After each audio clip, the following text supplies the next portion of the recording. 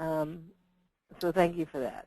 Let's talk about today's class and the people that are coming in. We were kind of talking about, for Lynn and I, things like this can really help. We're talking on flower essences and how emotions in the body can act like toxins and can affect you for years and years afterwards. This is my first time teaching this class, so be patient with me. Here's our disclaimer. Basically, you don't stop medication for flower essences. They work on the energy level, and it does help your body, but not fast enough for the medicine. So this is to replace a doctor. This is not in your handouts. I just put it in today. I always look over it. I don't always look over it, but I looked over today before we did the class, and I want to explain what the vibratory rate is. This is a picture of an atom, or supposed to be a picture of an atom. It's not really to scale. Matter of fact, the gap between the electrons and the proton and neutron is much bigger than this. But what happens basically is you have a proton and neutron, and it depends on the number of these positive charges. You should have an equal amount of electrons. And these electrons spin around the atom, and they vibrate. When they do so, they vibrate back and forth. Different organs, different glands have different vibrations. The emotions that we feel also have vibrations. And that's why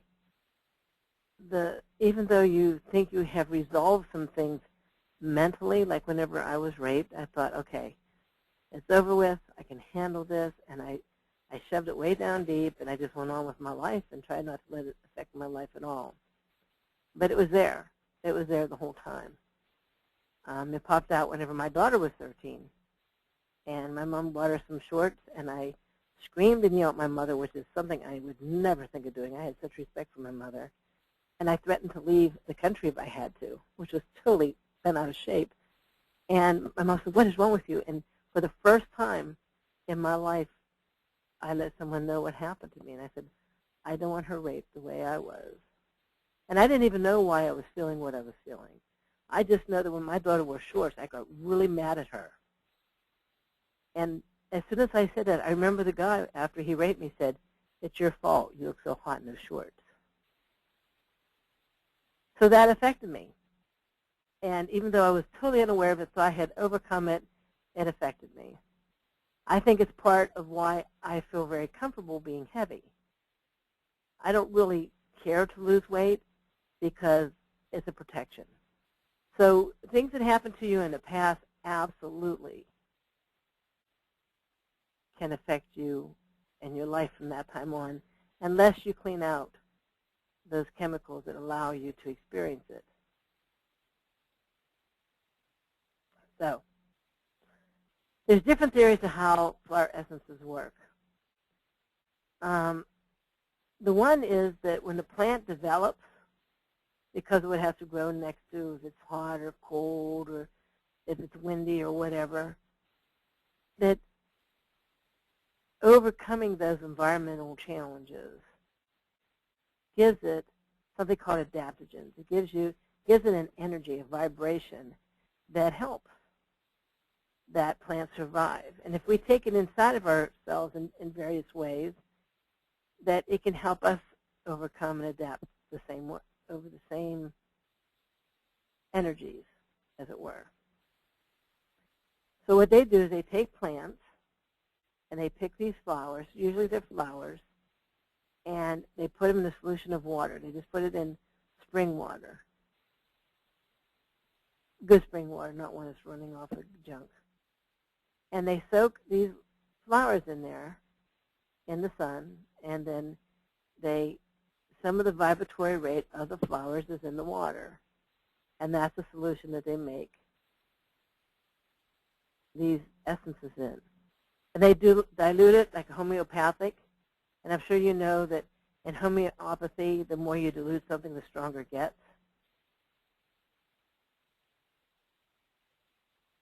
So the bottom line is the energies in the flowers help us overcome emotional challenges. I even heard people say that it neutralizes, that the vibratory rate of the one neutralizes the vibratory rate of the other, and helps you get rid of the chemicals behind what has happened to you. Okay, so that's a little confusing, I'm sure.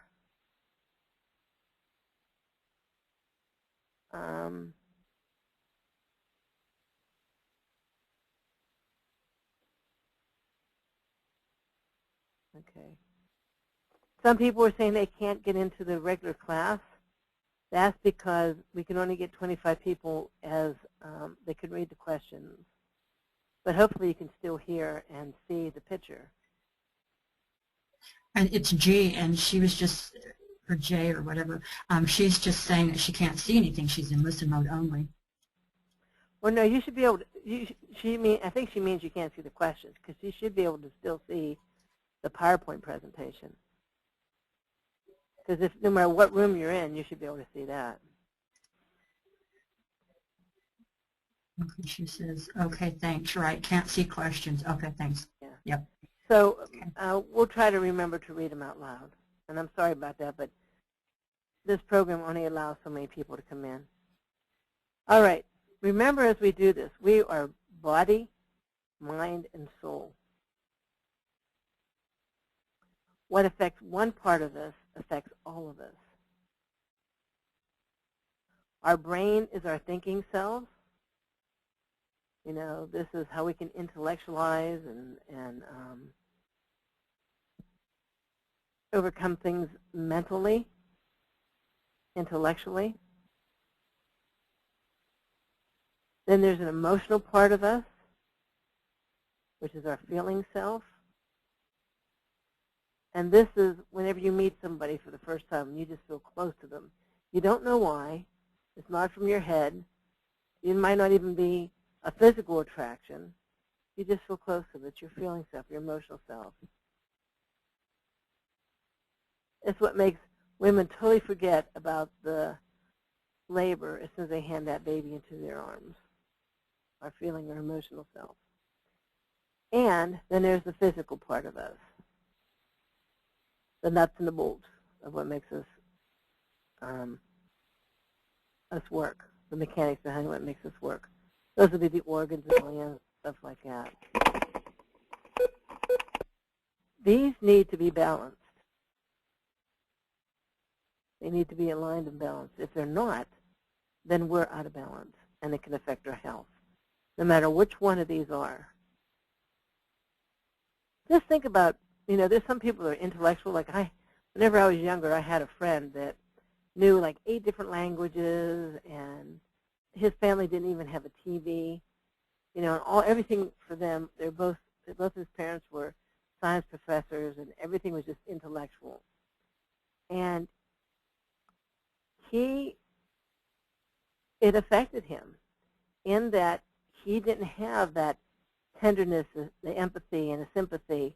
Everything was all in his head. He hung around with a bunch of us sobbing living, so he ended up developing that part of himself. But another person, if someone just feels and they don't think, they get themselves in trouble. So all these have to be balanced and aligned.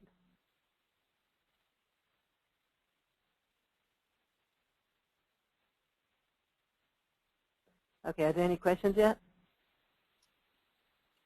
No, I was just making a statement that the book Feelings Buried Never Die talks a lot about that exact thing you just talked about.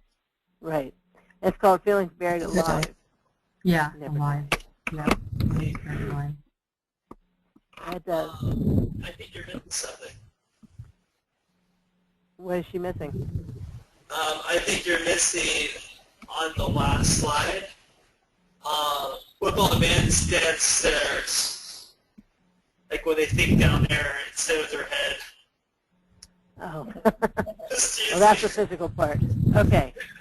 So, What a jerk, huh? okay, you sound really far away, Elliot. Yeah, because I'm trying to let him share my mic because his mic doesn't seem to be working. Oh. So he asked me if I would unmute so he could talk. I thought, okay. Okay. All right. So the emotional part of ourselves is very, very necessary.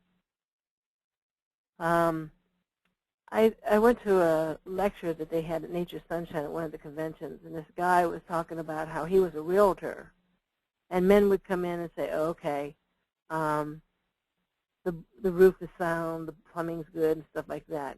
And he said those people are really hard people to sell. But he said sometimes women would come in and just go, oh, I just feel so at home here. And it was the emotion that actually caused them to buy. If the people that were all in their head and just doing crunching numbers and just doing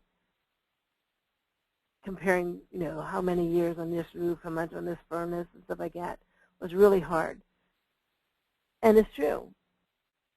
If you look at advertising, advertising will try to get you to feel an emotion, either happy, sad, or laugh or something, because they know that without emotion, we rarely act. That emotion causes us to produce emotion in a direction. Emotions are not wrong. Not even emotions like hate, envy, anger. There's nothing wrong with anger. There's not. However, when you're angry, you can make wrong choices, like punch somebody in the nose. Punching someone in the nose is wrong. Being angry is not wrong. But we are taught that certain emotions are not allowed to be felt. Little kids, you know, oh, toughen up if they cry. I've heard men tell their sons, toughen up, man up, you know. Big boys don't cry. Things like that. Well, those emotions are real. That person's feeling that emotion. And to try to deny something that you're feeling, that emotion ends up working on us. That's what we bury alive.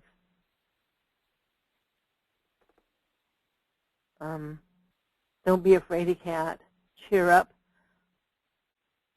I have a friend who's going through something right now, and she on Facebook just said, you know, I feel so numb. I'm feeling depressed and numb. And what she kind of needed was to be able to vent that. While a couple people, well-meaning people, would say something like, oh, just get over it. Don't stay in it. Just go and do this. And just, you know, just get involved in life and do this and do that. And, of course, that's what you need to do. But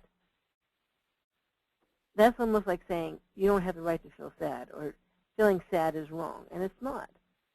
This is a woman whose husband found out he had leukemia. Well, yeah, she's going to feel sad. That's a legitimate feeling. That's a feeling she needs to work through instead of bury. So the messages that people get, like cheer up, it causes a conflict between our thinking and our feeling selves. And it causes an imbalance. And it's very typical. I mean, I grew up like that too. My kids, I remember my daughter came home one time and the kids were at school were teasing her. I said, oh, honey, sticks and stones will break your bones, but names will never hurt you. Because that's what I was taught as a kid, you know, that famous saying. But that's not true, because it hurts. I would have done better for her if I would say, man, that really stinks. I can see why you're upset. You know? And then maybe give her something that she could do to help that. Say something, well, you know what? Maybe they're going through something you don't know about, or don't try to justify, but explain why it's happening. And just say, hey, I think you're wonderful. I know you're hurting right now, but I want you to know I think you're wonderful. That would keep them still on the line with how they're feeling and how they're thinking. Does that make sense at all? It does. Tara says, meet them where they're at. Tara Belrock's in my class? Uh-huh. Who would have thunk it?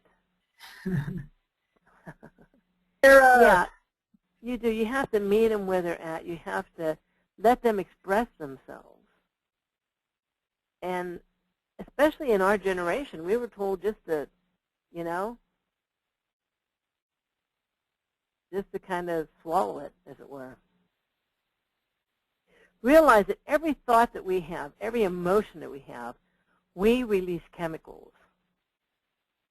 And it's through these chemicals, the neurotransmitter is how we experience our feelings. So whenever we have an emotion, let's say we are sad, at the end of the ganglia is released chemicals that allows us to experience that. If it's very strong, the body has a hard time of taking that and processing it.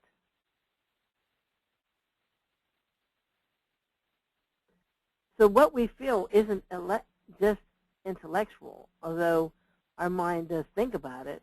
We are actually feeling chemicals from those emotions. And this is something that's really cool too. The memory of what we go through is stored not just in the brain, but throughout the whole body. And there's a good book called The Heart Code. And this is a doctor who was having his patients that had he did transplants, heart transplants. And his patients would come back and say, this is really weird. I'm experiencing this. And the one that I can remember was this woman was a teacher, and she was driving home after first day after work. First day that she went back to work from having a heart transplant. And on the way home, she had this crazy urge to pull over at a bar, and she had a shot of whiskey and a beer. And she started doing that, and she told the doctor, she said, I never drank whiskey before. I had this really craving of getting a shot of whiskey and a beer. This doctor, this Paul Pearsall, delved into the man's heart who she received. And he talked to the family. He says, what thing do you really remember most? And they mentioned different things. And the wife says, oh, he had this ritual. Every night he'd stop for a whiskey and a beer. If you read this book, you realize that the chemicals that have been released, that you feel emotions, settle in our organs and glands. So whenever this woman received the heart of someone, some of that memory, some of those chemicals that allowed the experience, the memory, and the emotion was still in that heart. And hey, Mary? Yes? But would you say that's consistent, though? Like, that keep happening, or just one time, though? No, it happened for a while. Those chemicals can stay in there until something cleans it out. Oh, no, I just meant, like these same experiences, this doctor, like, do they keep happening the same way? I don't know what you're asking me. Say that again? Yeah, like, okay, say someone's heart, like what you're saying, happened to them, right? And then like that happened to that woman. Did that happen to many other people that he recalls? Oh yeah, that's what this whole book is about. This whole book is about experiences like. There's another one that this man and woman were fighting, and he was killed on his way. They argued, and he went to work, and on the way to work, he was killed. And every time he and his wife fought, he would say, I can't remember the word. It's a real unusual word, copsicle or something like that. I can't remember what the name of the word is. But he would say that to her, which means everything's forgotten, I love you. Well, he died, and she was tormented. And this doctor thought it would help if she got to see or meet the person who received her husband's heart. And she saw him, and whenever she talked to the family, they said, do you know what this means? He's saying something. We don't know who it is. And it was that word, which means everything's forgiven. So no, that book is full of experiences like that. It wasn't just one. That's amazing, Mary. It is. Our bodies are beautifully, wonderfully made. We don't even begin to understand it. That's very true. And the way I look at it, Mary, sorry. Go ahead. You sure you want to finish? No, that's okay. Okay. I didn't want to be rude. The way I looked at it too, Mary, was like, you have an experience, and then like, I don't know, like a year later, you remember that experience, and sometimes you can feel the emotion of that time. It's like that day that it happened or something. You're like, you feel like, I don't know, like you're reliving it or something. I don't know. Absolutely, and that's the chemical still in the body. Wow, that's the memory amazing. Still in the body. That's amazing. Thank you very much for answering my question. Mm-hmm. Mary? Yes? Vanessa's asking, do you think that the emotion a mom is feeling while breastfeeding is passed to the baby in breast milk? Absolutely. I also believe that the emotion that is experienced with a mother when she's pregnant, because those chemicals, the blood is going through the baby's veins. So yes, I do. Matter of fact, my poor son, whenever he was little, you know how little babies usually cry, pitiful? My son cried with anger. The day he was born, they said, oh, this one has a temper. And he wouldn't just cry. He'd, it was like really a nasty cry. And he'd be mad. And you try to give him a bottle whenever he's like a second late, and he would just, all this anger that was in him, still in him. Well, his father beat me, and I almost lost him. And our marriage, I mean, I left his dad whenever my son was 8 months old. So I carried him during all that conflict. He doesn't remember the things that happened, of course, but that chemical, I believe, is still in him. That's horrible, Mary. I agree. Matter of fact, there is a Raven is... I'm sorry, go ahead. No, go ahead. There is a syndrome that's called, it's for people who, it's called failed abortion syndrome, where these babies that they tried to abort the baby, but it was past term, and the baby survived.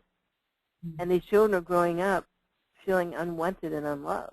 Even though they were adopted to people who love them dearly, they felt unwanted. That was the first emotion that pulsated through their veins. So yes, I do believe that can happen. I do too. I think that also applies to adopted children. Yeah, I would say so too, Vic. I have an adopted daughter, so we've dealt with some things because of it. And she was How adopted old was at she whenever birth. you adopted her? 2 hours. 2 hours, yeah. So then it had to be something that was within. Yep, I agree. I think it was during the womb. Yeah, Mhm. Tara says she has an adopted daughter as well. So, yeah.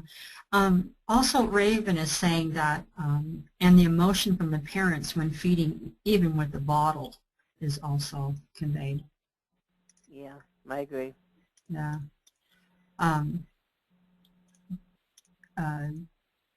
Let's see, here's a couple of things up here. And surrogate mothers carrying their child is much more complicated and involved than we realize. That's Jay. I agree. I agree. Because that mother cannot fully bond with that baby because she knows she's not going to be raising that baby. I agree with that. Yeah. And Tara says it's crazy stuff. And I have to agree with that, too. Again, like I said, I have an adopted daughter, and even at 2 hours old, we've dealt with some rejection issues. So, yeah. That's it. Okie-doke. So these chemicals go to different places, and I have it further down which places, like fear goes into the kidney, anger goes into the liver. So whatever these memory chemicals or the chemical neurotransmitters, whatever gland or organ it goes to because it's drawn to because of the vibratory rate, it can weaken that. It can affect it for good or bad. So these chemicals aren't just for emotions. They actually affect us physically. Okay, so you can't go through life unscathed. Something's going to happen to you sooner or later. A negative event is going to happen to us all. There's 3 ways that we can bury it. 3 ways that we can handle it. We can bury it within, which is what I used to do. Bury everything, my emotions, I would just shove them down deep. You can excuse it, make excuses. Like, okay, I was born poor, so I'll always be poor. It's not my fault. You know, so on, stuff like that. Or you can recognize and solve it. This will bring your body back into alignment when there's a negative emotion or negative event. These will not. These, sooner or later, this will stop you from progressing. This one will come back and bite you in the butt. So we need to recognize, just like I said, my friend who put in her Facebook, I'm feeling really sad and numb and depressed. I'm glad she recognized that. We do have to find a solution, but to say, oh, just get over it and don't wallow in it, that almost makes it sound like you don't have the right to feel it. So go through the emotion and then find a resolve, find a solution. Okay, are there any questions?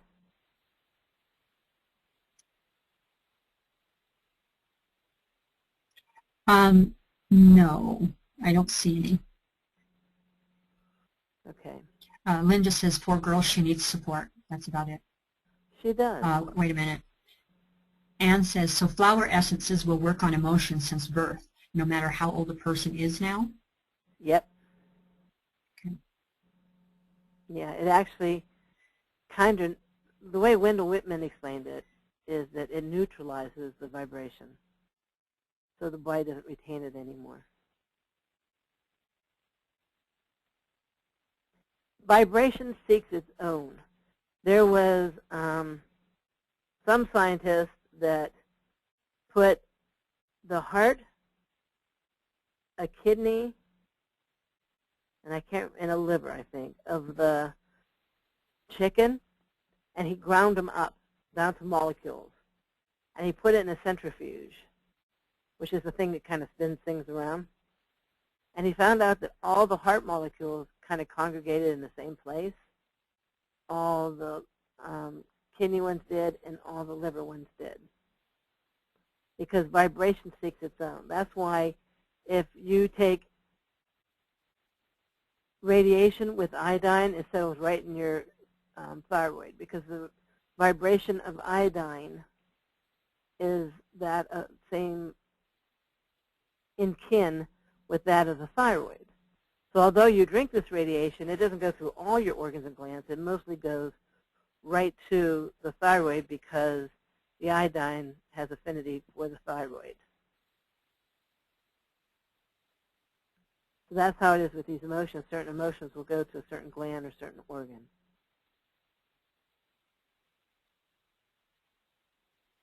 Okay, are there any other questions? Jay is saying, face the truth and emotions for body to process them. Mm-hmm. Yep. Mm-hmm. Yeah, because and the flower essence is back to, I'm sorry, I forgot my train of thought here. The flower essences neutralizes that vibration so the body can get rid of it instead of storing it.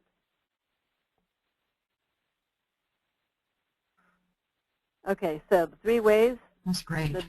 The burying it, that's when the feelings buried alive never die. So not just the emotional thing like what I went through, but there's some people that, okay, there was this one gentleman I worked with that he came and he was the sweetest guy you'd ever want to meet in your life. Everyone just loved him. And his liver was trashed. And I said, I I would suggest you take liver cleanse. Well, in doing so, I said, if you have any anger, that might release. Or I don't know how we got around that. He says, well, I don't want to take it then. He says, I never get angry. His wife says, nope, he never, ever gets angry. And I found out that the reason why he didn't get angry is he wouldn't allow himself because his father was such a tyrant. And he equated being angry with violence. And he wouldn't let himself feel that. Well, the vibration of anger settles in the liver. And although this man had never taken alcohol around any chemicals at all, his liver is being trashed because of the anger that he is held into.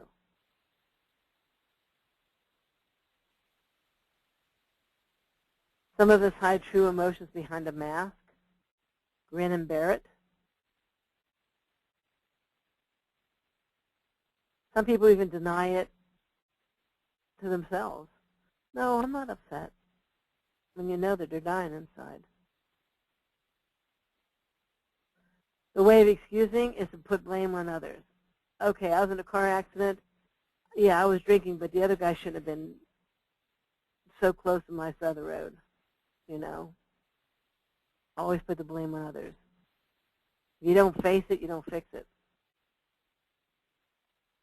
And those people usually spend all their energy trying to change others, their spouse.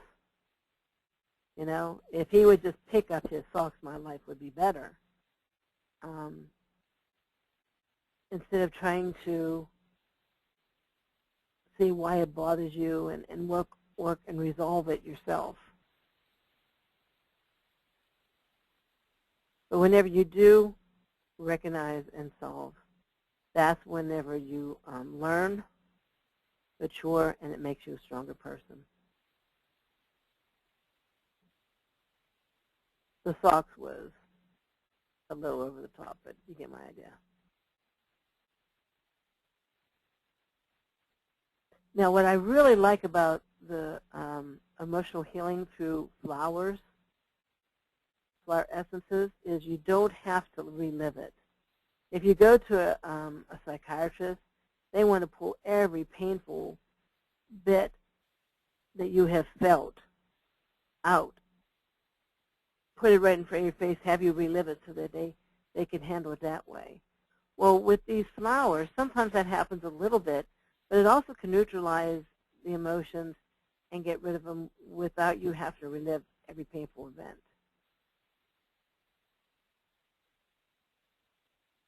And although you'll still have the memory of them, I still remember that I was raped. But I don't cry anymore when I say it. I can say it like I say, I fell on my bike once. It took me a long time to get to that point. And I took flower essences later on for it. I told you I started taking them when my kids were little, and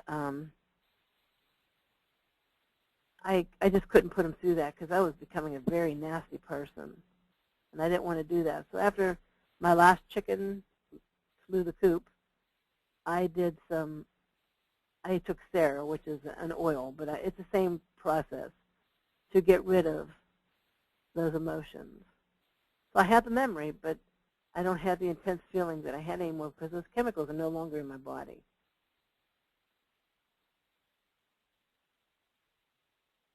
And now that I was older, I was able to understand that it wasn't my fault.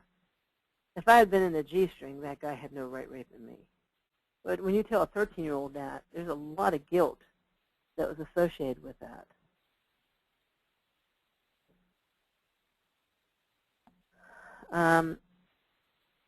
You can use that energy in a constructive way. I haven't gotten to that point yet. Like I said, I still have a problem that I don't care if I lose weight or not. I don't know if it's just because of that, but... Too bad, you'll lose it anyway. I feel comfortable in that men don't pay attention to me. That's very comforting to me. Okay. Well, Mary, did you hear me? Yes? Hey, Mary? Yeah? The thing is, Mary, is that, no offense, but like when we talk about resolving and reasoning, it's part of reasoning to understand that it's part of natural for you to attract men and to men attract women. So it's better to like just do it the natural way, and it's up to you, obviously. I'm just saying though, like it'd be easier on you emotionally if you just like thought like resolved it really strongly, and yeah, just go for it, because like it obviously makes you happier when you're feeling better and stuff like that. No one's to blame though, just so you know that. Okay. Thank you for your comment. Okay, so, and you can take from, I think what I have gone through has made me a little bit more compassionate towards people, I hope, and understanding. I have had women who have been molested or raped, and they've talked to me, and I can feel for them, and some good has come out of that, and I can recognize that now.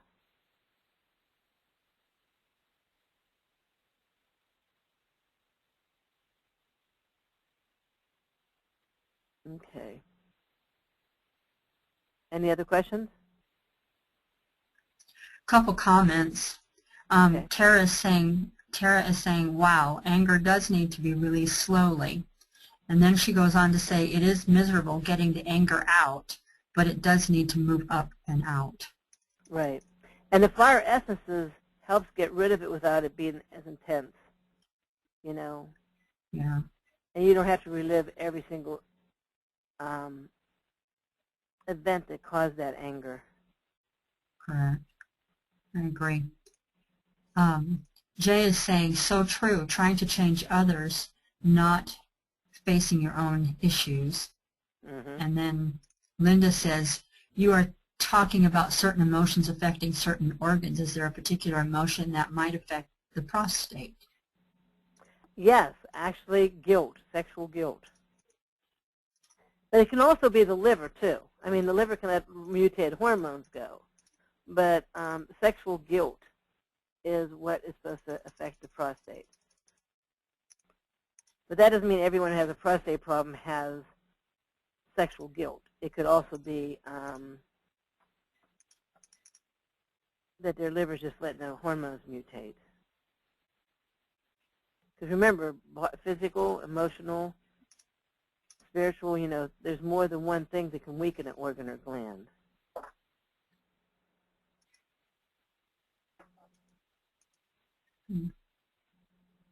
Okay. Michelle is saying, my mom just went through that and cried for days. Went through what? I'm not sure. And it's good to cry. Let me tell you what happened to a lady one time. There was a client of mine. She came to me with severe depression and feeling numb, and she was on Prozac, and it was just a mess. She says, I just feel like I'm dead inside. What happened is her husband was dying, and she called the kids in, and her son was going too fast to get home for his dad, and he was in a car accident and was killed. So this poor woman, then her husband died right after that. So this poor woman lost a son and a husband within 24 hours of each other. At the funeral home, a caring doctor, and it was a friend who cared about her, gave her some Prozac. And she never got a chance to grieve. And she stayed on a Prozac, and she never went through the grieving process. And it affected her immensely. So what she did, she ended up getting off the Prozac, was able to grieve, and then she was able to heal. I think of these emotions as little splinters. They're a toxin, something that shouldn't be there. And whenever they're put somewhere and not taken out, they fester. But if you get them out, and then they'll heal.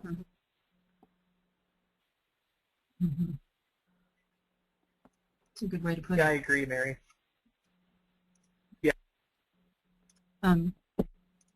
Tara is also saying that you do relive it a bit, but it is so vague and gentle that the component is necessary, I believe, to move the emotion out. I agree. Let's see. Linda is asking, is there a specific okay, we already got that. Is there a specific emotion association association with prostate problems? Yeah, that is, it can be physical, like from the liver, or it can be some kind of sexual guilt, pornography, cheating on somebody. That doesn't mean if your husband has prostate problems he cheated on you, because it could be physical too. Same with the heart. You know, you could have heartache because someone left you, or you can have a heart attack because a clot hit it. The clot hitting it had nothing to do with whether or not you lost the love. So whenever we're talking through these, don't say, oh, I know what you did. You cheated on me, and that's why your prostate is messed up. And that it could be something physical as well.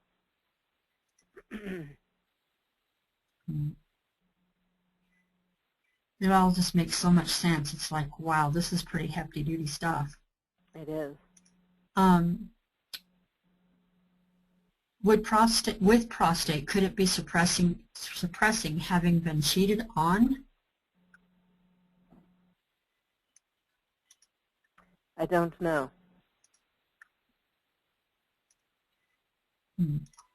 I don't know. That may be. I don't know. Okay. Someone else is asking that, can I put flower essence into another person's water and not tell them to be able to help them with emotions? That's not real ethical, but yes, I know people have done that. Hmm. Although they work better if you put them under your tongue. I know people that do that all the time.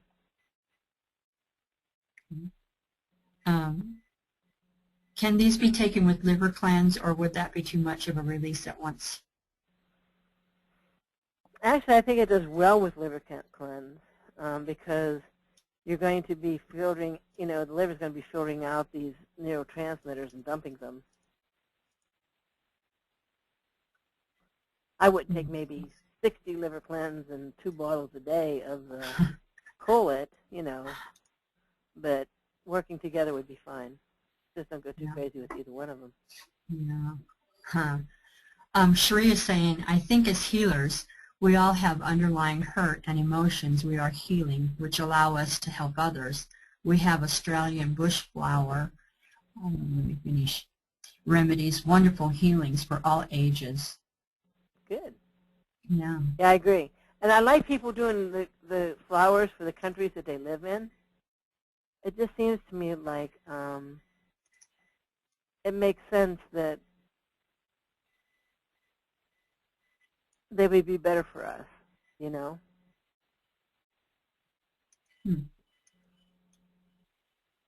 I think you're right. Yeah. For instance, I've used Rescue Remedy, and I've used Distress Remedy. Rescue Remedy is made from flowers from England, the Bach flowers, and Distress Remedy is basically the same thing, just a little bit different, but not enough that should make that much of a difference. But Distress Remedy works so much better for me and the people I've worked with. Which one was that now, the Distress? Distress and Rescue, yeah. The Bach flowers is called Rescue Remedy. The American version is called Distress Remedy. Well, see, that makes sense to me because this is the environment in which we live, so we're in tune to what's around us. I agree. Yeah. That makes sense because of the flower that the bees get. If you get the honey that's in your territory, it's more effective for you, and you're not allergic to it as much. Yeah, I heard that too, Jean. Good point. It makes a big difference, and when I get my honey from local, and of course that's the local flowers and everything, so what you're with the flowers all ties in.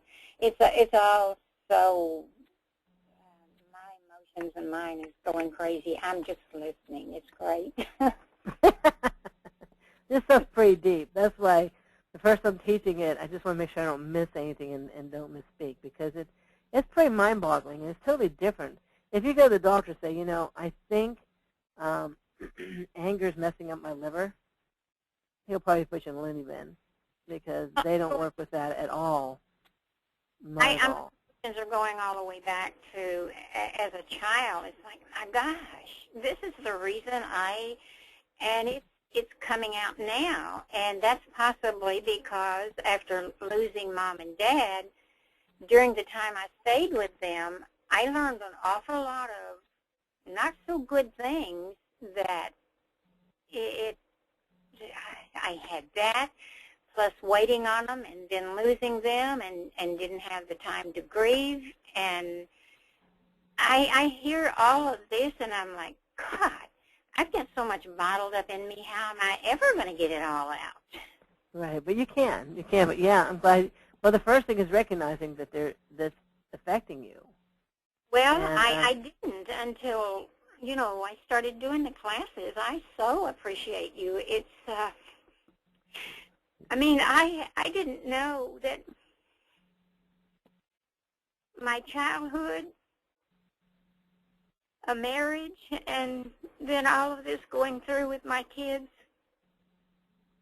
I spent about 20 years, I worked on a towboat, and I was more myself when I was out there, because I was where nobody, family or nobody, and I was in my own little world, and I could be me.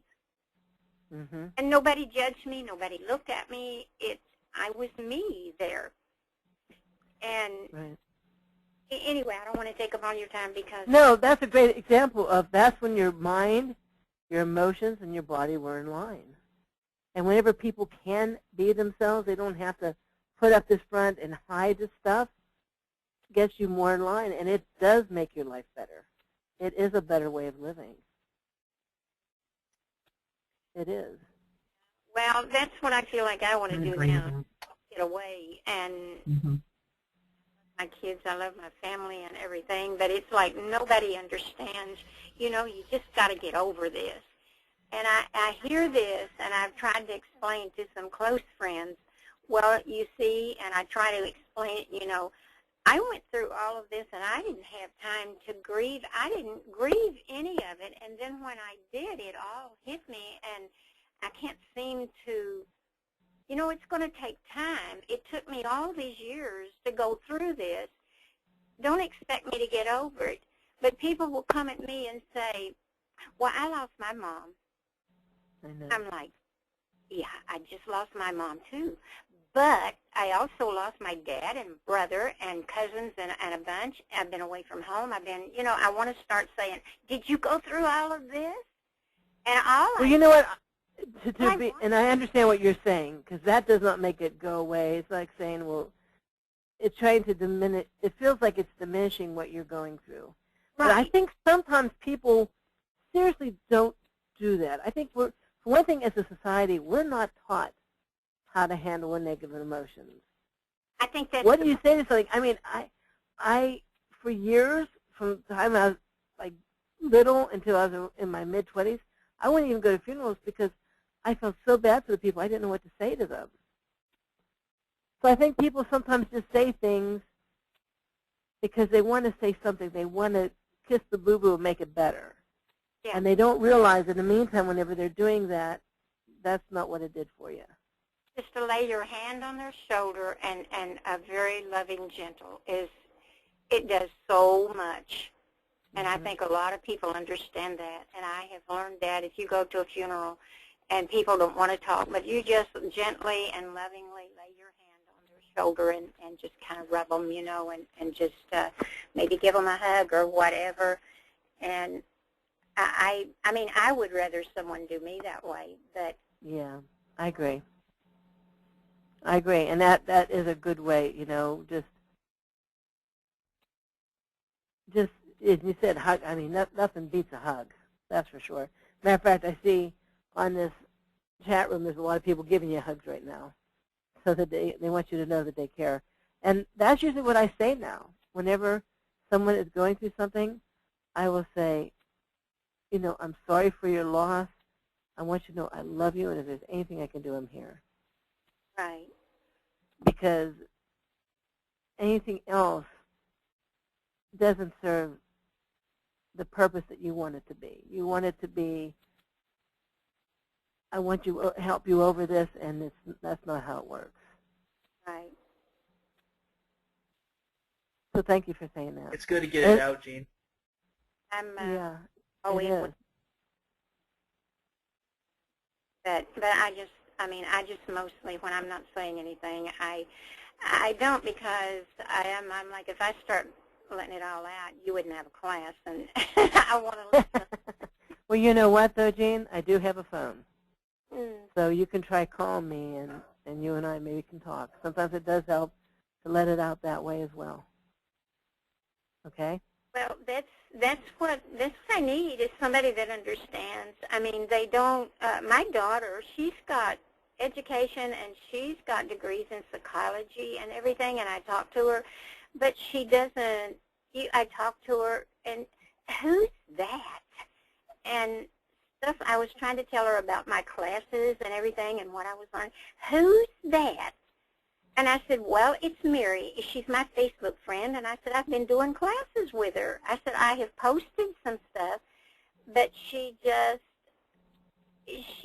like, I feel like sometimes that I'm a nobody to my own daughter. And I know she loves me. And here is another thing that you talked about earlier with the child, because her dad bothered me so much just before she was born, wanting sex and everything, and I was irritated, and I went through a lot of irritation during that, and then when she was born and everything. And I wondered, that made me wonder if that's the reason she feels by me the way she does. That there is some emotions there, because I was angry,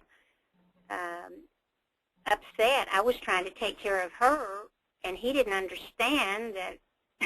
Anyway, Yeah. Well, it's very complex. That's for sure. It really, really is. And I'm serious, Jean. You need to talk sometime. You just give me a buzz. I sure will. Okay. Appreciate it. And listen as we go through these, because some of these essences may also help. Okay? Yes. Okay. Stephen Horn is a brilliant man. I swear this man is so inspired in a lot of things. Maybe not everything, but in a lot of things. And what he did is he gave different emotions colors that we use all the time.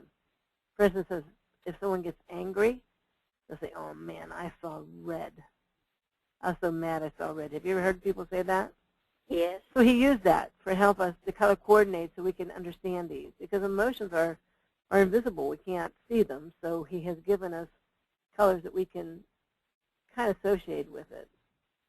And some people believe that the reason why people come up with these color sayings is because of the energies. Somehow they've picked up on it. But you've heard someone say, man, I had the blues. Right. Or they're sad, or they have grief. Yellow, I've never heard, yellow-bellied, someone who's fearful. Greenhorn. Yep. But yellow-bellied would be like worrier or fear. Green can also be jealousy. I think of green, I think of jealousy too. Right. Green-eyed monster, the jealousy monster, I've done a lot of classes with Stephen. I don't think I remember that one. Yeah, this is the one he teaches just on the flower essences. It's really good. Orange indicates a lack of compassion, being hard-hearted and sensitive. Purple, he associates with addiction, obsession, and compulsion. And white is all of the colors in harmony. So it would be enlightenment, peace, and love. So from that, he talks about the 3 prime emotions. which is fear.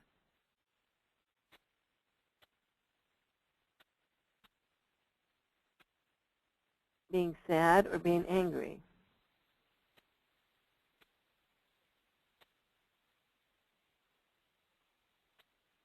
Again, yellow streak down your back, seeing red, singing the blues, feeling blue.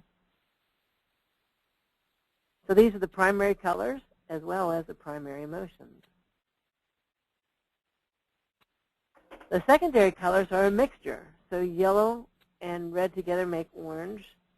Yellow and blue together make green. Well, he has it right here. And then red and blue make purple.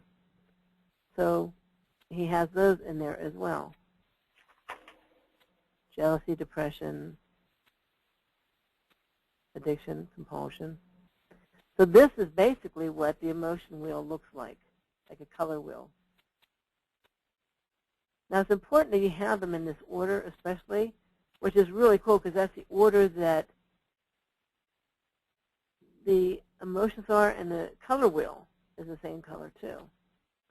But whenever you suppress one emotion, if you're afraid and you suppress it long enough, you'll probably end up with a compulsion. People who are really angry and control that anger, the anger will turn inwards and they'll end up with depression. If someone grieves and suppresses the grief, they'll end up being very insensitive.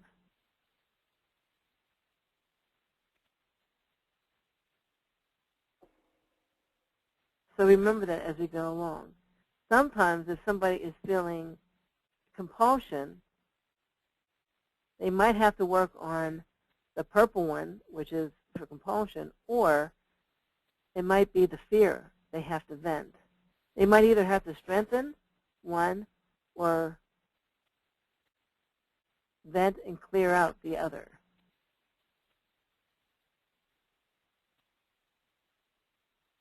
Wow, Mary, you're doing such a great job. Thanks, Elliot. Okay, so the first essence that he has is called Find Strength. And it helps someone make personal boundaries. So these are good for people who are pushovers, for people who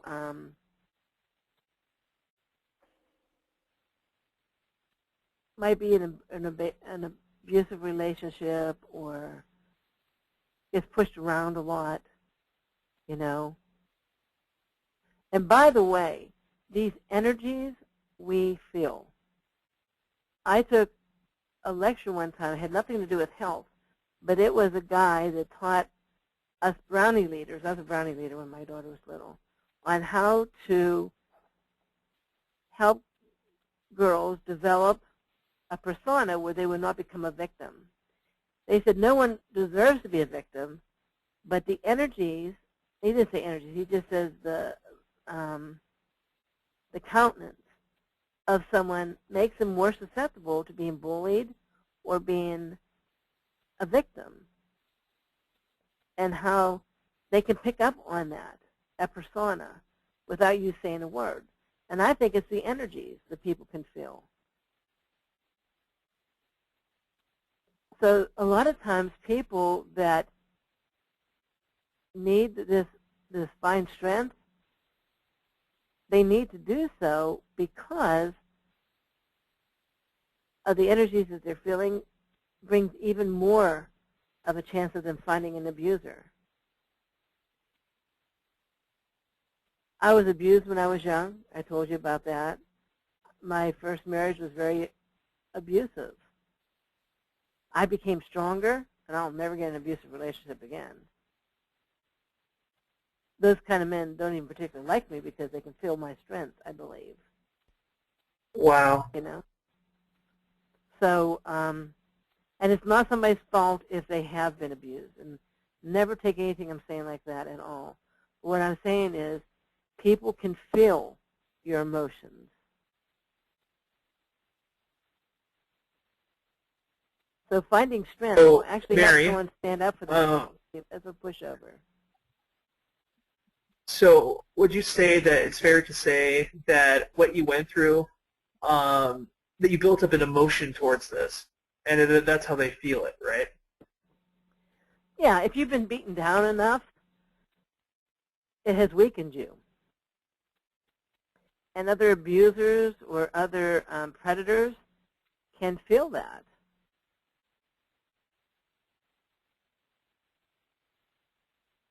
Absolutely, I believe that.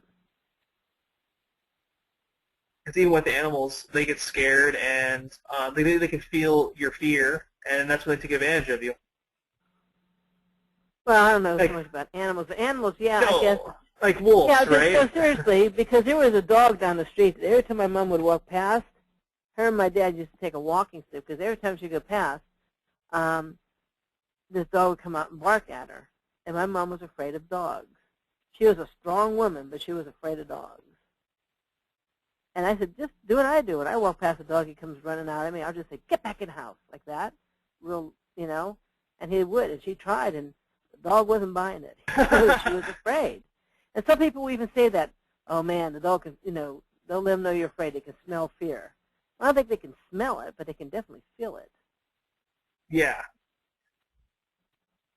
Thanks, Mary. Mm-hmm. Oh, and my mom said what? I would growl at dogs. She would growl at dogs, she said. Really? Yeah, she said they'd run off. Well, see, so they knew it wasn't just the growling. It was the strength that they knew behind it. You weren't afraid of them. Yeah, totally. It's even like people, like emotions that you get from people, like their strong wills, like you can just feel it, like a strong presence. Oh, absolutely. Yeah. Absolutely. Amazing, Mary. Thank you. I think even little kids know that sometimes. I remember that the people who lived next to us, they had 9 kids. And those kids loved their mom to pieces. They loved their dad too, but they were so close to their mom. But if something was scary, they would jump on the couch with their dad because he was the stronger of the two. She was soft and cuddly and compassionate, but he was a tough guy. And they would jump on there. So, yeah, I think you just look around the world around you. You can see this all the time. If you go to... But I'm sorry, go ahead. Sorry, Mary. I just noticed that this is lagging, so it's interrupt you guys will hear it from my mom's mic. Sorry about that. Like I'd say it, and then a few seconds later it says it when you're talking. But anyway, yeah, what I was thinking of is, yeah, like what you're saying with emotions. And after you take your class here, you can really notice it now. Like with everyone, like it's really opens your mind. Mm-hmm. Yeah, it's amazing. But sorry, finish what you're going to say. That's okay. So finding strength will help you feel stronger. And you're less likely to attract an abuser. Stephen Horn, whenever he taught this class, he had this lady come up, and he asked anybody, does anybody have a hard time speaking up for yourself? And these people were all pointing to this one chick. She didn't raise her hand, but they were all pointing to her. And she says, everyone tells me I'm a pushover. But she said you could barely hear her. He says, say that louder. And she couldn't. She said, I said. And she couldn't even really speak up loudly for herself. And he pushed on her with 2 fingers on her shoulder, and she went backwards. And he started walking towards her, and she was backing up. He says, I want you to stay there. And he started walking towards her, and she backed up. He says, you're coming towards me, He gave her some drops of this. He says, now I want you to tell me your name. And she did. He says, louder. And she did really loud. He went to push on her shoulder, and she was solid as a rock. He walked up, and his face was almost on her face, and she didn't back down. It was really cool. So, finding strength would be for someone. Now, was that after 1 dose? Yep. Well, he also did some energy work on her. He did some energy work on her as well. Okay. Sorry.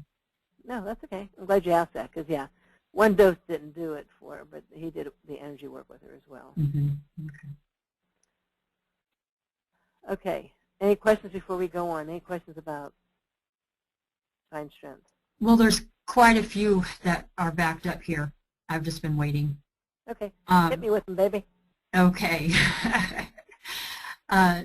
Jen is asking, which flower essence releases rejection?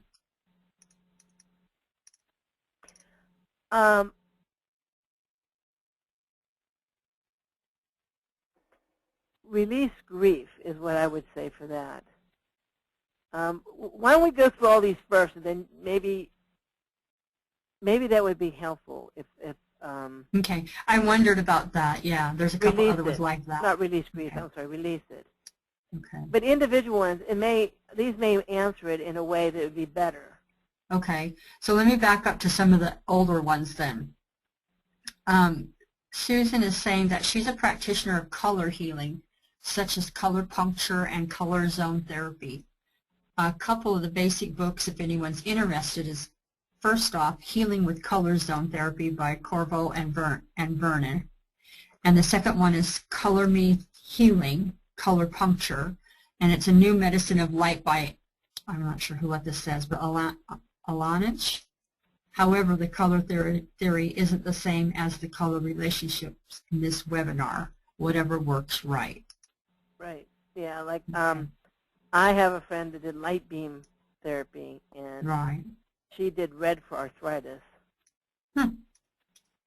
I was once told, too, that the reason why they originally put pink on little girls is because that was a color that kind of neutralized aggression, sexual aggression.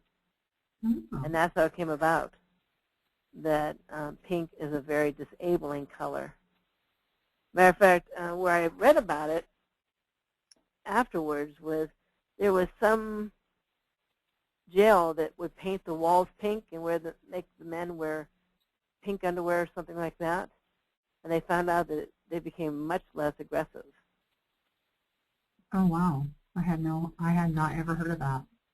Mm-hmm. And different colors like yellow is supposed to be good for the adrenals. Yellow is good for learning, and so is anything in yellow like green. And a lot of the schools used to be painted that same icky color. Mm-hmm. And it was supposed to promote attention and learning. I have heard of some of that, yeah. Yeah, so it's pretty cool stuff. Yeah. Now, Eon, I think it's how you say the name, says that I was told by a clairvoyant person at some party that I had purple light coming from my hands. So I've got OCD. Okay, well, I don't know if that would be your aura. And sometimes that also indicates someone who is very spiritual. The color purple in the chakras is the spiritual aspect. So you may also just be a very spiritual person. Mm-hmm. Maybe type that in. Do you feel that your spirituality is important to you?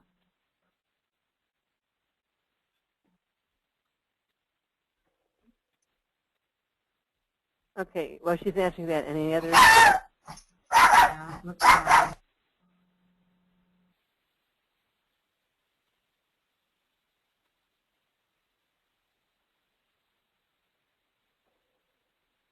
Okay, I think we lost Victoria because she's on Yona's dogs. So I'll be responsible. And this would probably be good for you, Ian. It helps people make decisions. So it's not being responsible like have a job, that kind of stuff. It means being able to respond, able to be in control of how you respond to things.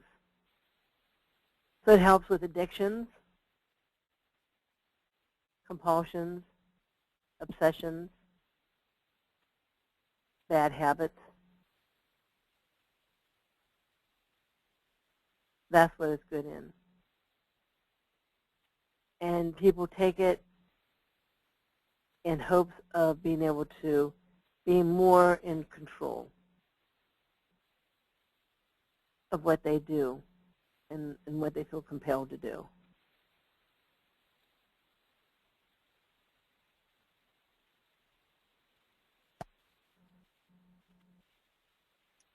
Mary? Yeah? You're back. Okay, sorry I lost you. You know, my dog started barking because my husband came down. That's okay. And so I shut me off, and I couldn't get back on until he stopped barking. Okay. Anyway, I figured. no. So Eon, to finish that, Eon was saying that I'm more trying to stay afloat coping with OCD. Mm-hmm. Have you tried the Be response able?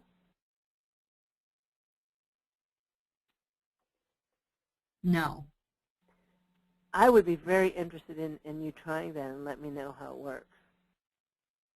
Because that's the one that in a class that I took from Stephen Horn said would be helpful for people who have compulsions and obsessions.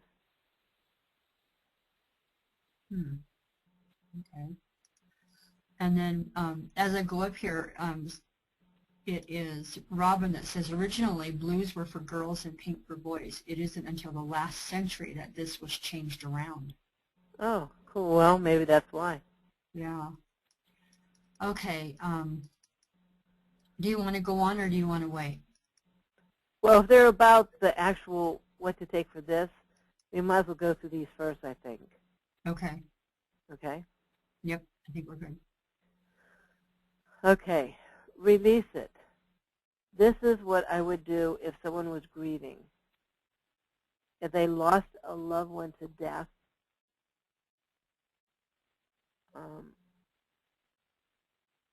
letting go of the past. But mostly not like jilted or cheated on. This is more like a loss. You know, like a divorce, you have a loss, but it's a purpose loss. This is kind of like an accidental loss. This would be if someone is grieving a loss through death or something like that.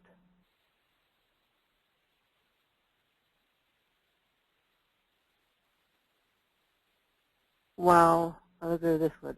I'm skipping one. Open heart is helpful if you have been jilted. And let's say I went through a divorce, my husband cheated on me, and I'm afraid to love again. I don't know if I want to love again. That kind of loss, the open heart would be better for you. It helps you be able to be open to love again. It helps you be able to be empathetic and compassionate. You know, some people that go through divorce, not everybody, of course, but some people go through divorce, and I was like at my first marriage. I was such a man basher. And I was doing it kiddingly most of the time, but I realized that some of it was also because of the pain.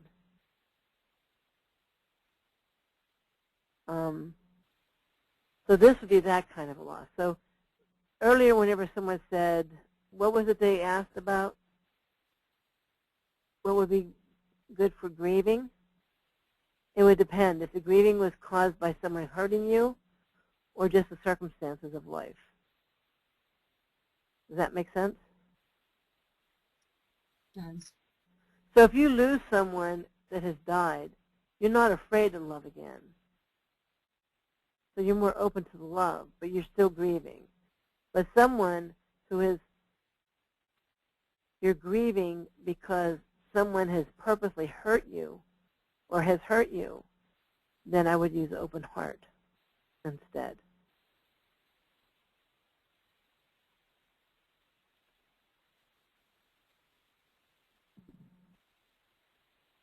Okay, keep cool. This is for anger. Liver people. Someone who's always irritable and angry. It helps them be empathetic and to communicate normally. Some people, when they get full of anger, the only way they can communicate is by screaming and yelling. This would help someone calm down. I think of this as a lot of young teenage boys. They go through that. Not all teenage boys, of course, but some of them, you know, you say, did you clean your room? Yeah, I cleaned my room. You know, they just like jump at you. This would be good for that kind of situation.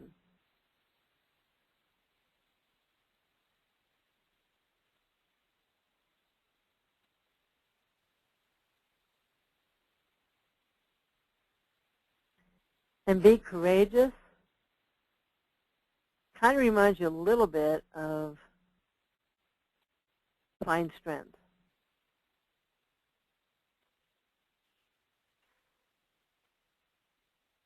But be courageous is people that are afraid of a lot of stuff, not just standing up for themselves. They do lack the self-confidence, but they're just not afraid of someone being in their face. They're also indecisive, just a nervous wreck. That would be better for someone in that scenario.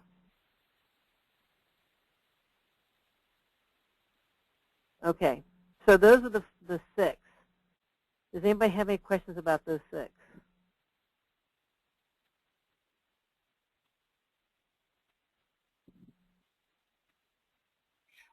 Are all of these remedies, are all of these remedies made with flowers and different products from around the U.S.? As far as I know, they are, yes. Okay. Someone was asking, are they okay for children? Absolutely. Okay. As well But as whenever you give them to children, the parent has to understand what emotions might come out a little bit, so they don't just say get over it and get them to suppress it again. You know what I mean? That's a good point. Somebody says great for kids and pets. Yeah, absolutely. Matter of fact, whenever we get to distress from me, I'll tell you a story about my dog. Oh, okay. Raven says, don't let, whoops, where'd it go? It just left me. Raven says, it keeps moving away. Don't let names fool you. Homeopathy is very effective. They are. I love homeopathy. I do too. They are very awesome medicines, she also says. Mm-hmm. Anne wants to know how many bottles are needed for treatment. Depends on the person. My second husband had a lot of abandonment issues. His mother dropped him off in a home for children that were mentally retarded, although he wasn't mentally retarded. Until they tested him, they thought he was, but he wasn't.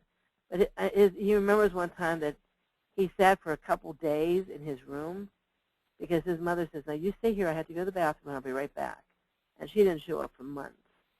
And he would sit in his room waiting for her. Doesn't that just break your heart, you know? Yeah, that's pretty sad. Yeah. So every time I had to go to work or I had to go do something, he'd just like, oh, he was terrible. He'd keep me up until 3 or 4 o'clock in the morning, fighting with me, and he never realized why, and I didn't realize why either. But we gave him something called purple monkey flower, and he took that, and that totally went away. It took about 4 or 5 bottles, but it totally went away, and he didn't have a problem with that anymore. That, plus the fact I said, even if I don't come home to you, I'm coming home to my house. This is my house. So that helped a little bit too. But even before, when I told him that, it didn't help. He just felt like if I left, I wasn't going to come back. He had terrible abandonment issues. So although I haven't worked with these as much, that took a couple months for him, about 4 months, I guess. That's sad. It is. So Vanessa's asking, how soon after death should someone take release it, and how would you dose it? How do you dose on the essence in general? Well, I think it tells you to take 4 drops 4 times a day, you know, and you could do it right after because it doesn't suppress, you'll still grieve, but it'll help it from settling in. It'll help neutralize it as you feel it so it doesn't settle in the lungs because grief settles in the lungs.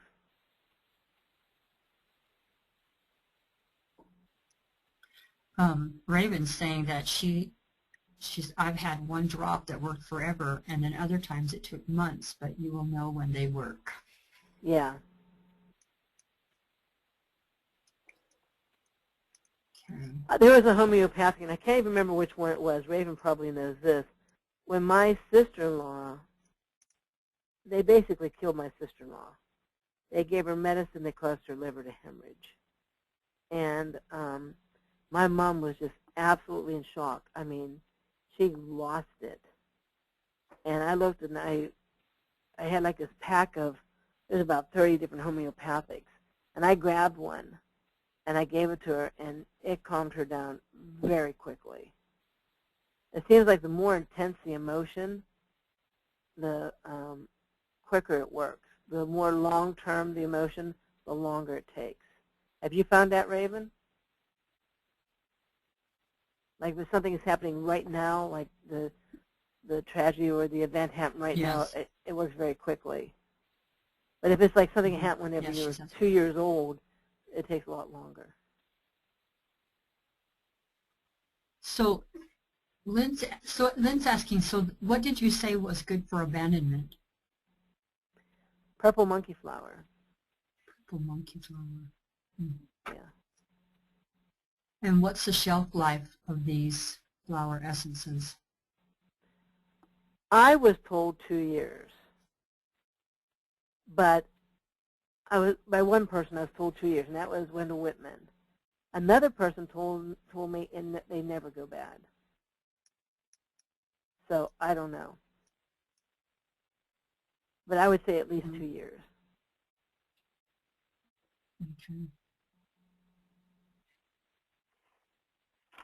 I don't see any more on those questions there. Okay. Oh, Raven does ask, can you make them stronger by putting a drop into a glass of water and sip it? As long as you keep it under your tongue, yeah, you can cut it down more if you want to.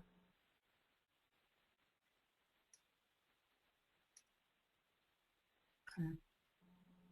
Anything else?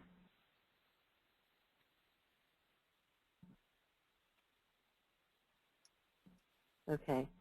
And then distress remedy. This one I've had a lot of things with. The first remarkable thing I had was whenever I had a dog. I had a golden retriever named Mariah. I'm sorry, not Mariah, Nakia. Mariah was our black lab. A golden Nakia was our dog's name. And she was going into labor, and she was frantic. She was a little bit OCD anyhow. She'd pace a lot. You know, her nervous system was weak. And she was running, and she'd yelp, and she wasn't handling it well at all. And I gave her distress remedy, and she calmed down instantaneously.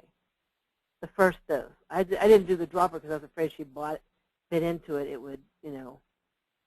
So I just like put her throat back, and I just drizzled it in there, and it worked wonderful. Although it works better under your tongue, it worked very quickly.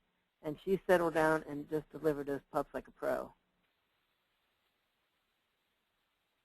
My daughter, used to get all bent out of shape when she had to take a test. We would work at home, and she would know the information inside and out. She'd go to school, throw up right before the test, and she'd botch up the test. She'd get like a 20% or some kind of craziness like that. So when she had to get her SATs for college, she was a basket case. And I said, okay, I'm going to get you distress remedy. I gave her a whole bottle the night before, and I gave her a bottle. She slept really good. I gave her a bottle for the next day. And I was so worried about her that even though she took her own car to take the test, I drove my car up to see how she was doing. I was out there waiting afterwards. I thought, in case she's really sick, she can't drive home. And she come out and says, "How you doing?" She says, "Oh, fine. How are you?" Good. I thought she was smoking something or something. And I said, "How's your test?" She says, "Well, I'm done with my bottle." She went like this. And I said, "Well, that's good." I said, "How'd the test go?" She said, "Oh, it went fine. There was this one section of math. I didn't think I knew it, so I just skipped it." And that was like so not like my daughter. I mean, she was just so anal about everything. So that I knew distress remedy worked majorly, because there's no way she could have been so nonchalant about a test, not especially something as serious as the SATs.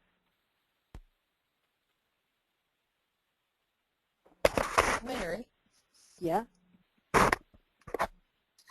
I really could have used distress remedy in college myself. I'll tell you really quickly a funny story. Your daughter reminds me of myself. I used to just blank out and really freak if I had to take a test of any sort. And I'm still not sure I'm really over that. That's why I'm thinking I might get this distress relief remedy. But when I was in school, and I was making, actually, in this one course, because I used to love foreign languages, and I was making all 100% on all my exams and everything, which was a miracle. And this final exam, she told me I would exempt it, and I said, "No, I'll take it. Just let me see how much I've learned this year." I get to the class. I was in such a panic. I was sitting there. You have to put your name on the top of the test. I couldn't remember my name.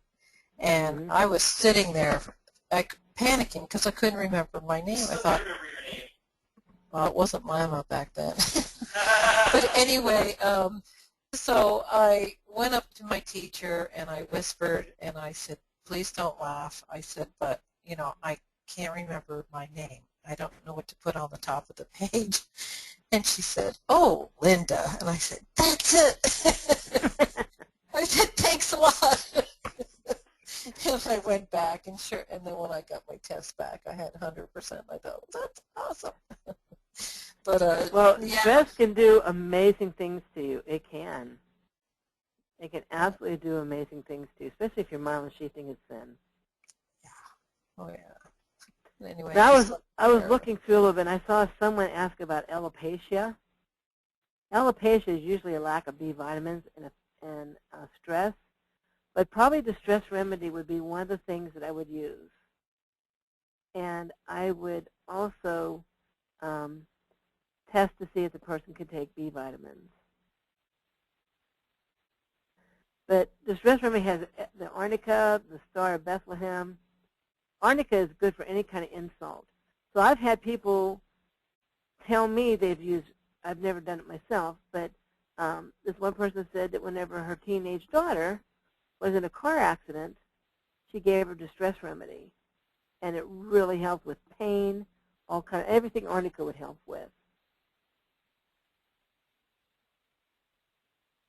Some people take distress remedy all the time. And some of the people that work with me with OCD, if they really just, they say, I can't live, I need to do something. It's really expensive, but they can do distress remedy.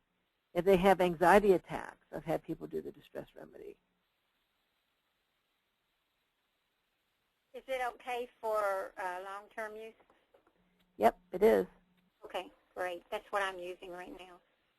Okay, yeah, it is. It's good. Michelle thanks you. Okay. Now let's just talk a little bit about emotions with these, and I'm not real good at saying, okay, the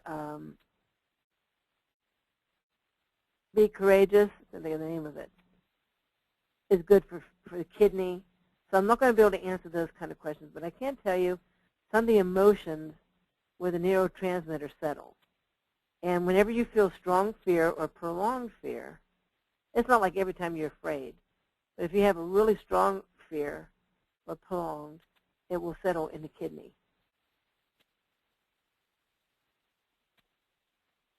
Being PO to somebody settles in the bladder. And ironically, whenever someone has a problem with their bladder, they can get PO'd very easily. My next door neighbor and I back home, I mean, he was a wonderful man. I just love this man. And all of a sudden, he started getting really PO'd at every little thing anyone did.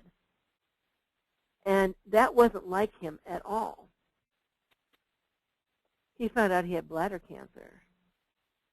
After he had his bladder removed, he was back to the same old guy, the same old sweetheart as he was.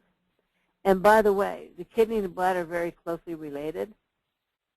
And whenever he was young, his mother died, and his father would just drop the kids off, either leave them at home or drop them off someplace and wouldn't pick them up for a long period of time.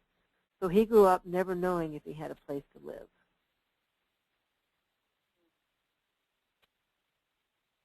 So I think that has something to do with the emotions may have also settled in, because he ended up on kidney dialysis too.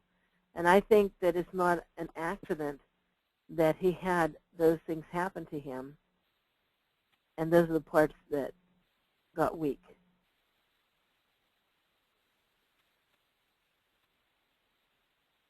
Grief settles in the lung and heart. The grief of loss, like if someone dies. If you ever go to a funeral home, a lot of times people are going, you know, like that sighing. Heartache, if someone jolts you, you actually have a pain where the heart is. If anyone's ever cheated on you, it hurts the heart. And that's when open heart would be good. For the lungs, what would be good for the lungs would be the release it. I don't know why I have such a hard time with their names. Bitterness settles in the gallbladder.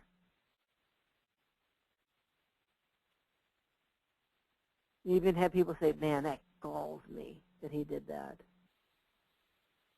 So bitterness settles in the gallbladder. It can weaken the gallbladder, and a weak gallbladder can cause someone to become a little bit bitter. Pancreas, when the pancreas gets weak, it's from a lack of sweetness or joy in your life.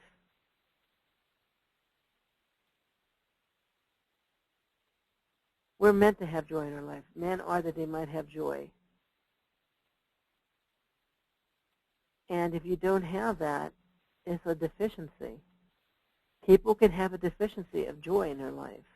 It's sad to say, but it's true. And without that, it's really hard to get them over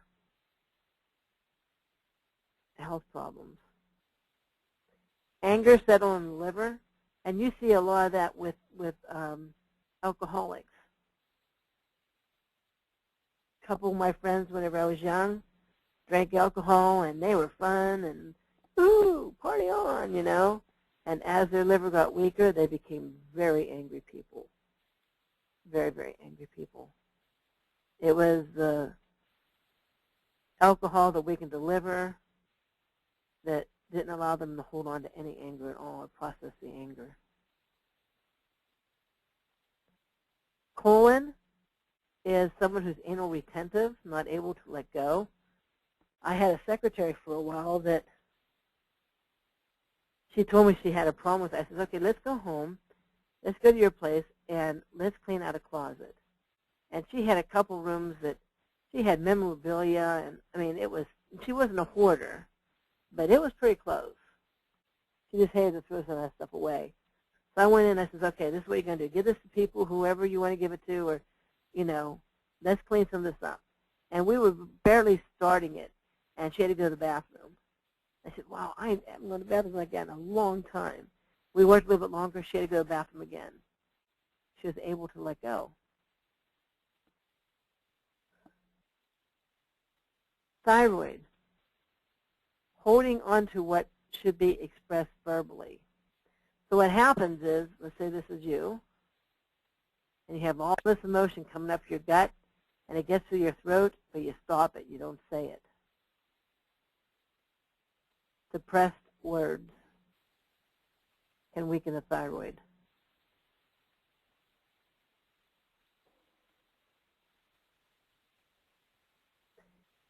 Spleens and obsession, that's a question mark. I haven't really seen that.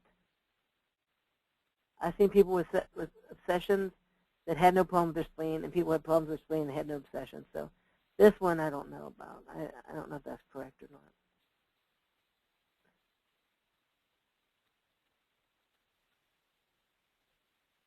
Okay. Are there any questions about any of this?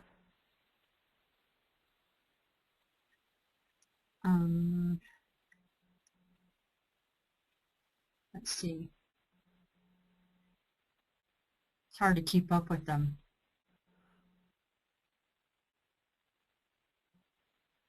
Raven just made a comment. I thought that about the thyroid. Mm-hmm. Robin says, ironic in this talk all age that thyroid problems are so common. I have to agree with that. But people don't always express themselves.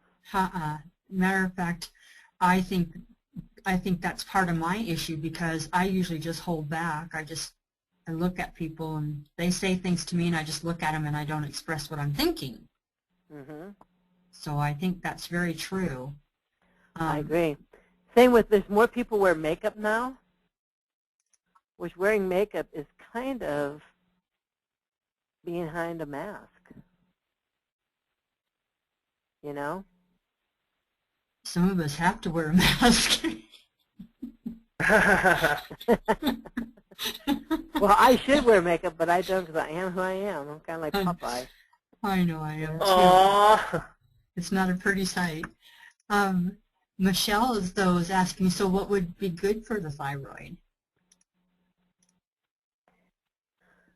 For the thyroid, I would probably do, if you mean homeopathic-wise, would do the fine strength. Fine strength, okay. But I would also take something for it physically. You know, make sure your pH is normal and take thyroid activator. Right.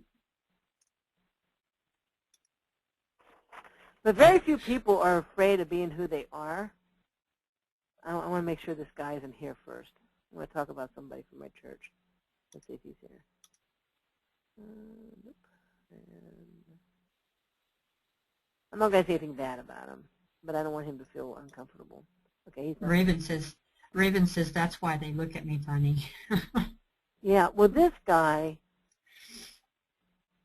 is unique. I mean, he just, there's something different about him. And I love him to pieces because he is who he is and makes no bones about it. He's friendly and loving and caring, and he can just go up and put his arm around you and hug you, and he does a little bit of massage, you know. He'll like do your shoulders, but not in like a sexual way or something like that, just a loving way, you know, and he just says and does whatever he wants to. He is 100% himself, and I admire that. I think that's how we all should be. Yeah, Raven, I can see you being that. You're 100% who you are. But a lot of us have been taught over the years not to do that, you know, because I was very affectionate as a kid, and I remember my mom saying, you know, you're too big for that. You're too big to give mommy and daddy kisses now. And, you know, you're too big for all that stuff. And, or if you do that, people are going to think you're whacked. Well, think I'm whacked. I don't care. I am whacked. I relish in my whackness. And I am who I am no matter where I'm at. Yeah? You know what? The thing is, when it comes to me, like, I give my mom hugs and tell her I love her in public. And I know some girls that they're my friends, and they're like, that's pretty nice. You have such a good relationship. And some girls, too, that knew, knew of me, and you could tell that it kind of actually attracted them towards me because it's obviously how I would treat a woman too, right? Like totally really well. So you can tell that like when you're yourself, it's what matters, and it's not what the world thinks. Just like you were saying, Mary. Yeah, I would rather someone like me because of me than like something I'm not. You know? Yes, I Mary. am this no matter where I go. If I'm in church, this is how I am. If I'm in the public, this is who I am. I'm like this at home. I don't do anything differently in one place I don't do somewhere else. And it's very freeing. The people, I'm not going to say, though, Mary, that people, I blame them for being someone they're not, but the people that someone they're not really leaders, you know, they're followers of the mainstream way of things, you know? Well, my thought is this. We're all different for a reason. And someone not being who they are might be exactly what the world needs. I respect people that are not cookie-cutter people. I do. Or feel that they have to be cookie-cutter people. And I think that it's extremely freeing to be who you are at all times and not really worry. I am lucky in that I have a good dose of I don't give a crap. You know, you don't like me? That's okay. I can live with that. I am who I am. Not that I think that I would never hurt someone's feelings on purpose. And I'd never say that, you know, like, well, I don't care. I don't give a crap if you don't like me. But I basically figured no one loves everyone. No one hates everyone. Yeah, Mary, you know what? I feel like the same way you do because I just learned, like you just learned in life, like if people aren't going to like you, then that's okay. And if you try to make it better and it doesn't work, then fine. Then that's just the way it's going to be. And you have to disconnect from these people. Because if you don't disconnect, then it's going to hurt you. And you're going to be like, oh, why this? And it's not true, you know, just the way things are. Oh, thanks, Raven Vanessa. You know what, though? Because the thing is, really quickly, if you don't, like, aren't yourself, it's going to come out any other way. And you know what? If you're in a marriage and it comes out that you're a different kind of person, I don't know if it's going to last anymore, you know? Like, because some things can be really technical, right? Yeah, I just think that, and you know, the people that once they really open up to you, that's when you can get close to them. As long as you can't be the real you, there's a wall between you and the rest of the world. I know this has nothing to do with sensitivity and stuff like that, but it does. And it's people's, I think it's people's flaws and insecurities and differences that make them fascinating. You know? Well, yeah, because if you think about it, like it really, it's like, I don't know, I don't want to get religious, so I'm not going to say what I think, like, in another way about it, but I just think that how we're here on Earth, it's how we're different. It makes everything better, and it makes people look up to you, and they think, oh, that person likes to do it that way, and they're like, that's interesting, you know? Mm-hmm. And I mean, I'm not going to, not say it, but I think God likes to see the way we do things, too, and it pleases him, you know? Yeah, and we all have a purpose in life. And we all have a mission, and we all have worth. But anyhow. I think we can learn from each other very much. Yeah, I do too. Mm-hmm. I think so, too. But it is freeing. It's absolutely freeing. Mm-hmm. You'll love it once you do it. But like I said, I'm on the same side. I would never say, I would try not to say anything that hurts people's feelings. You know? I'm a little blunt, but I try not to be. There's a saying, people who are brutally honest usually like being brutal more than they like being honest. So I am honest, but I try to be lovingly honest. Right. You know what? There's a difference. Mary, that's so nice. And yes, you're right, Mary. You have to be that way because if you're not, you can hurt people's feelings. And I mean, you're helping yourself, but you're not really helping them. And I can show you a very short story.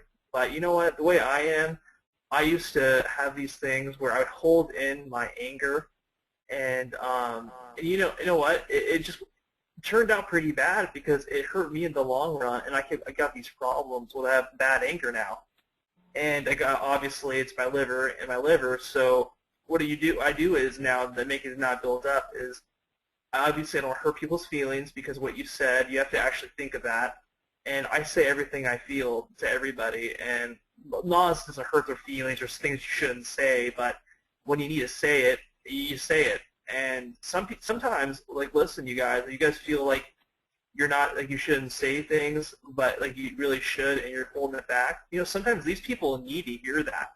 and they look up to you because you actually say what you need to say, and other people won't say it. Mm-hmm.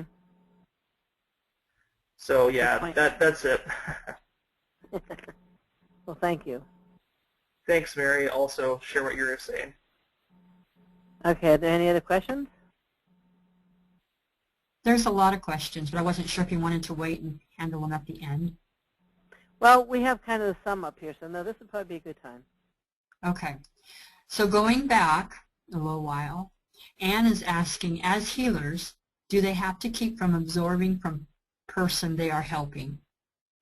We mean whenever you're doing this? No. You can get energies from other people. They call them energy vampires.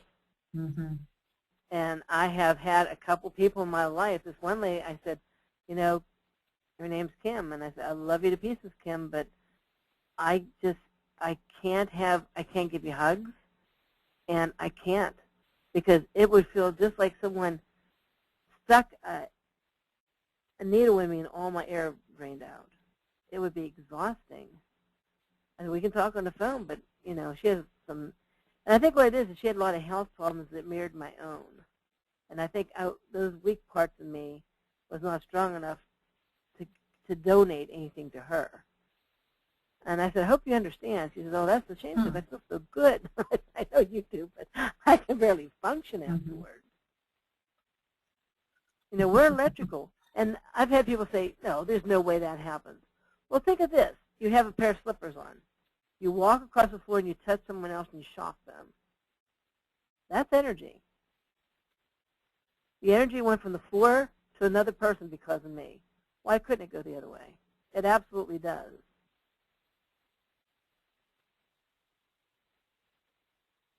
So, and I agree because go ahead. Sorry, Mary. I was just saying that I agree with that. Doing Reiki and stuff, sometimes you can take on other people's energy, so you kind of have to close yourself off so that you don't accept their negative or sorrows or what have it. Yeah. Mm-hmm. Okay. Okay, we answered that one. Sue is saying the desert essences are very strong. I use them in counseling practice. I've heard the Australian bush essences are strong for that reason. And I use desert alchemy essences from the Arizona desert. Oh, cool. Yeah, that's pretty cool. And Vanessa is saying, is there a flower essence to bring out suppressed childhood memories? Memories, not so much. Emotions, yes. So if someone they don't necessarily have to know why they're afraid of something to be courageous and feel better. They don't have to remember, oh, whenever I was 6, I was almost eaten by a bear, They don't have to have the memory of it to get rid of the emotion. And it's the chemicals from the emotion that weakens the body part. Very good. Some hugs to Jean. That's a while back. Mm-hmm. Lynn says, I think we're all very compassionate people, especially you, Mary. Oh, you're sweet. When are these colors used? You were talking about the colors. Just to understand the emotions, like yellow is bellied, red is anger. It was just a way for him to express the emotions that we, so we can kind of remember that I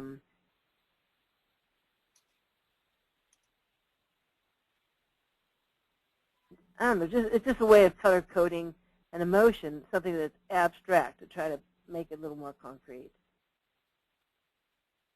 So it's not like if you wear yellow, you'll get rid of your fear, or you'll cause fear. It's not that.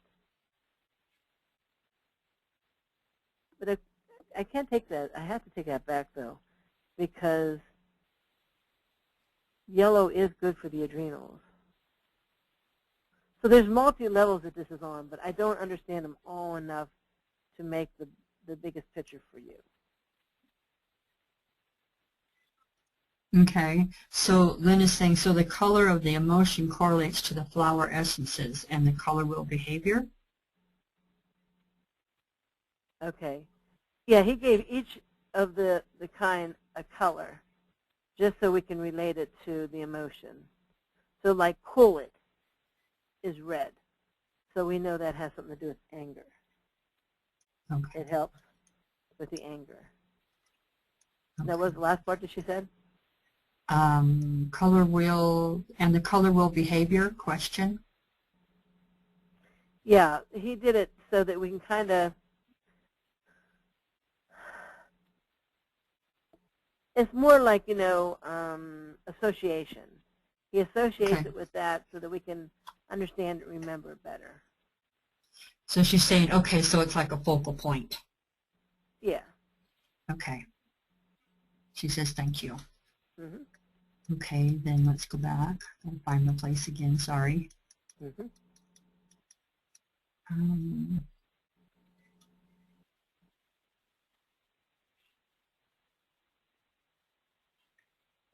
Sorry, Mary, let me go up here to this one. You can answer it while I'm looking. Which remedy would be good for those who feel that they just don't fit in anywhere?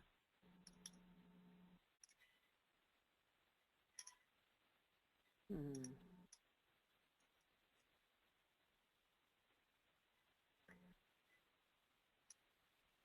Because why? What is the underlying feeling after not fitting in? Are you afraid you won't fit in? Are you afraid of getting hurt? Is there another emotion associated with that? Because there's a couple here that I could see that being.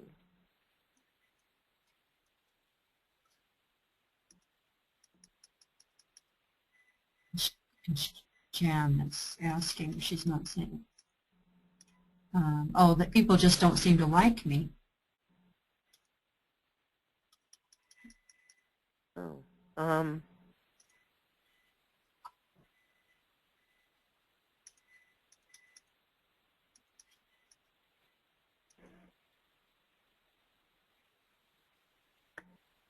I'm not trying to be difficult, but what do you think about you they don't like?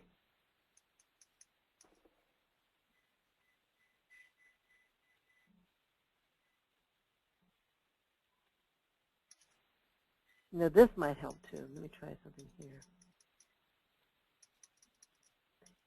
This might help a lot. If you go to Tree Light, we're trying to get Nature Sunshine to carry this questionnaire, but they don't have it. And if you go to Tree Light and you go to here, here is a questionnaire that you fill out. And when you fill them out,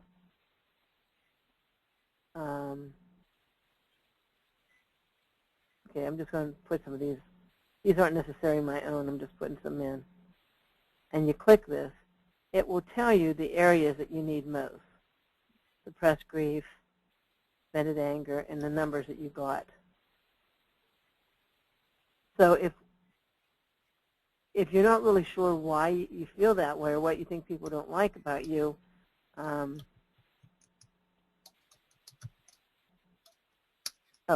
I am who I am and stand up for what I believe and don't fit in. Oh, well, welcome to the group.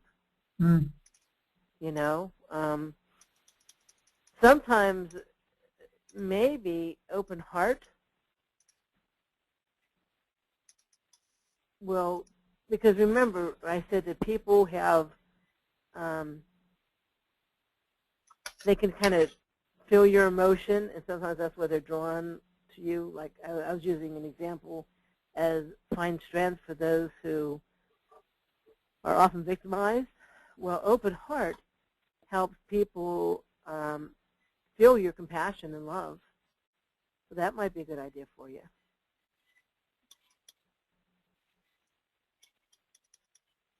Okay.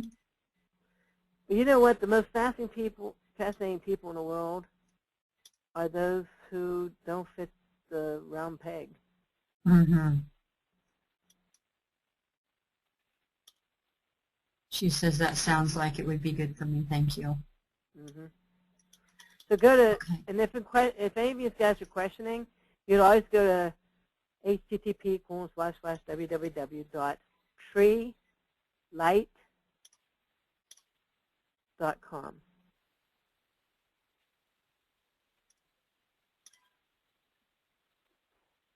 Okay. Any other questions? Yes. Rejection like abandonment. So take open heart for long-term rejection. Yeah, that would probably be the best of those for rejection. Okay. Linda is asking, you can also order that Stevens Flower Essence questionnaire in packets of, I believe it's 50. Oh. Yeah, you can. You can get his packets. But we're trying right now to get Nature's Sunshine to carry it on their website. Well, that'd be nice. Yeah, that's one of the things we are nagging them about. Oh, okay. I'll have to go in there and try it. I wrote that down. Robin's saying that I can always gauge my emotional condition by looking at and listening to my dog. He can read my emotions like a book. Mm-hmm. Dogs are fascinating. I got to tell you two things quick about dogs. And just to let you know that if they can do it, then there's something in it that we can do it too. There's a lady, whenever I had the golden retrievers, she said, I have to bring this puppy back because I'm an epileptic and the dog will nibble at my fingers and make me go into seizures. Well, I found out that some golden retrievers especially have the ability to know if someone's going to go into seizure, and the dog was doing that to warn her. That it naturally knew how to do that, to warn her that she was going to be going into a seizure. Another lady had a dog that kept on hitting her on her one side and like smelling in there and hitting her, and she had cancer there, and the dog picked up on the fact that she had cancer.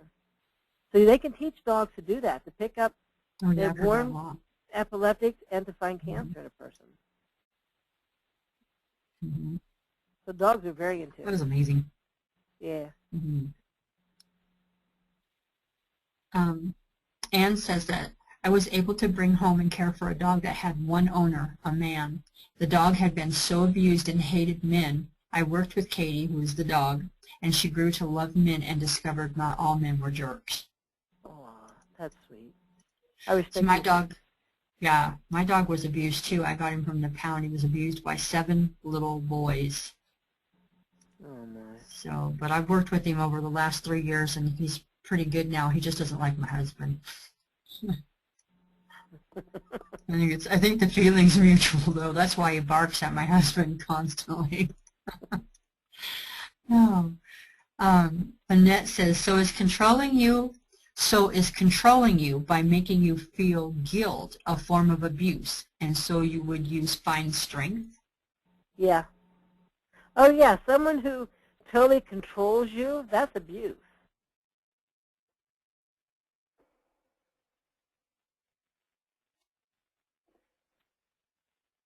Manipulation's abuse. Yep. And that's what it is. Mm-hmm. And you know what? I'm a person that could be, I'm very dominant.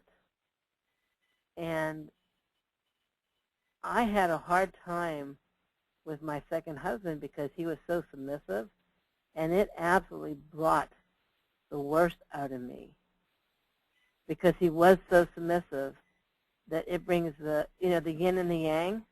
Oh, yes. It does.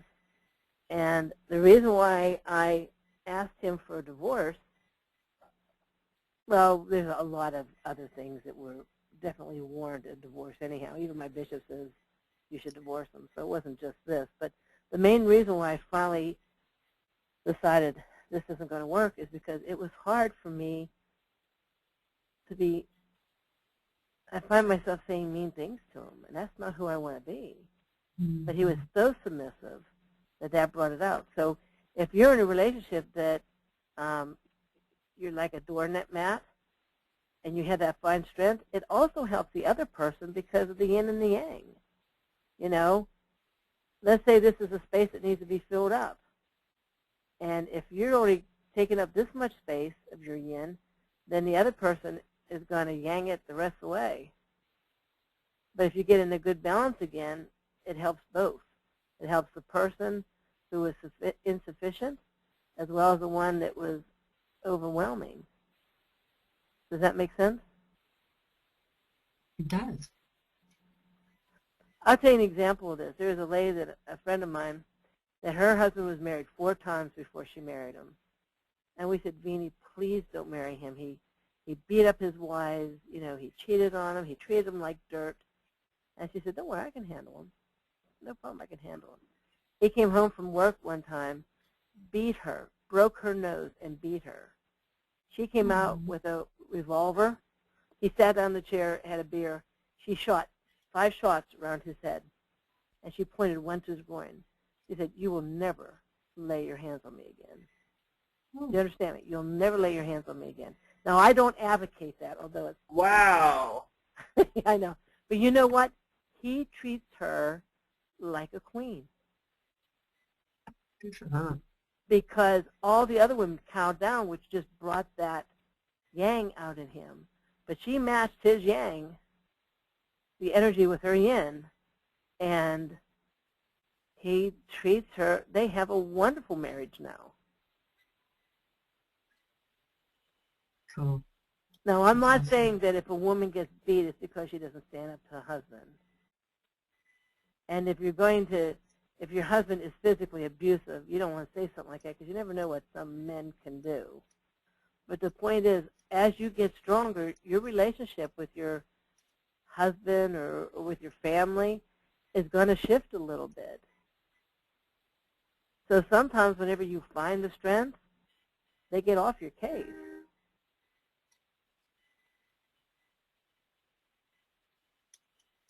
But again, that's not including getting beat. So if that's the case, you know, you have to be careful. But as you do this, you will see relationships change and get more balanced. Okay. Anything else?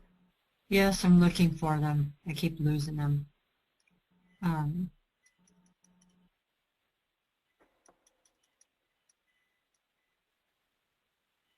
we answered that one already. There's so many of them. I'm like, yeah, sorry, guys. Annette saying, if you take all the time, your body does not become immune or dependent eventually. It's a question. Say that again? Do you become dependent on them or immune to them if you take them all the time? Oh, no. They just neutralize vibrations of emotions. So no. Frenchie's asking, do you consider flower essences to be homeopathic? And does this mean we should, okay. So does this mean we should avoid using essential oils like peppermint and eucalyptus that antidote homeopathics? Yes. Yes. And coffee. Coffee messes them up too. And then I'm not sure you might understand this. Would it be the same for gallstones or kidney stones?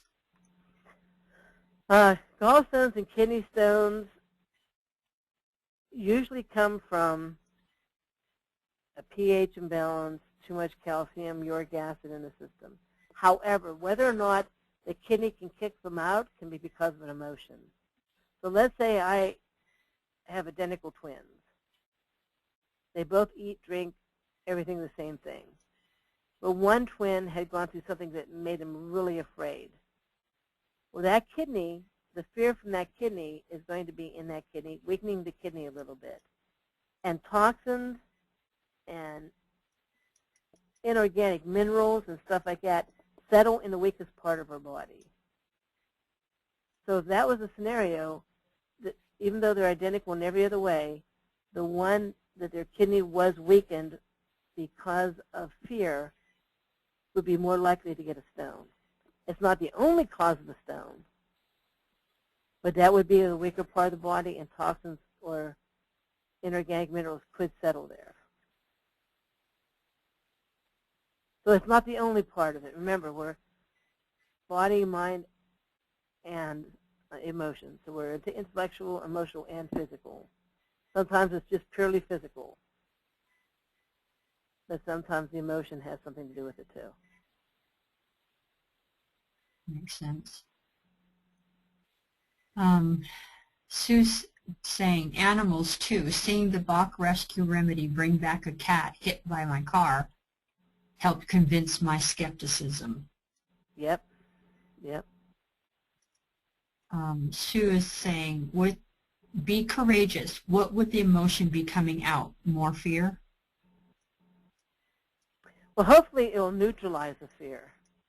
But if someone would be courageous, like if you gave it to a little kid, and they wet the bed for a couple times, I wouldn't yell at the kid. It could just be because the fear is coming out.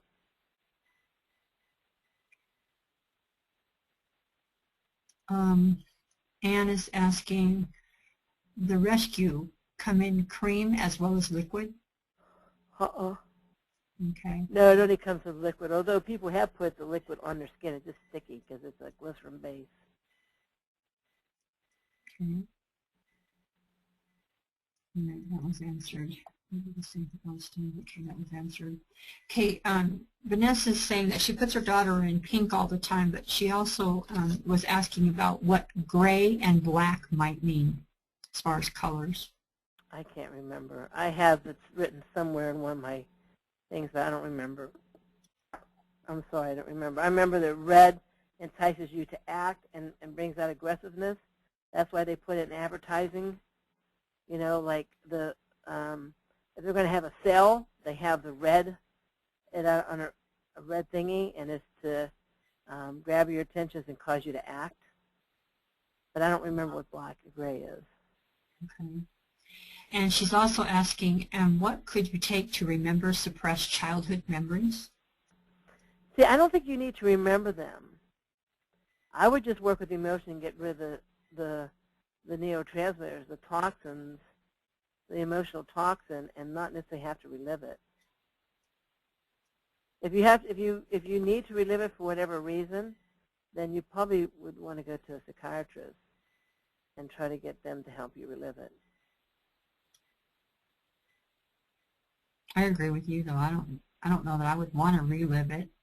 Well, somebody might want to just to understand it, but you don't have to. That's what I love about these, is you will feel a little bit of the emotion as it comes out, but you don't necessarily know where it came from, and then it'll be neutralized and gone. True. Can you take the flower essence simultaneously, or should they always be separated? Thank you very much. I should have brought that up. You should only be taking one at a time. Okay. That's a very good question. You get an apple. Can you add it to your bath water? I don't see why not. Okay. Vanessa's saying, my stepdaughter is compulsive. What would be better for her, treating her fear with fine strength, or the compulsion would be reasonable? Well, I would probably fill out that questionnaire for one thing. But you want to do the most dominant emotion. So if she has a hard time expressing herself and have a lot of fear, you might want to do the fine strength first. But if it's more just a compulsion thing, then be response able. And then I would probably do the one for a week and then another one for a week and then switch back and forth.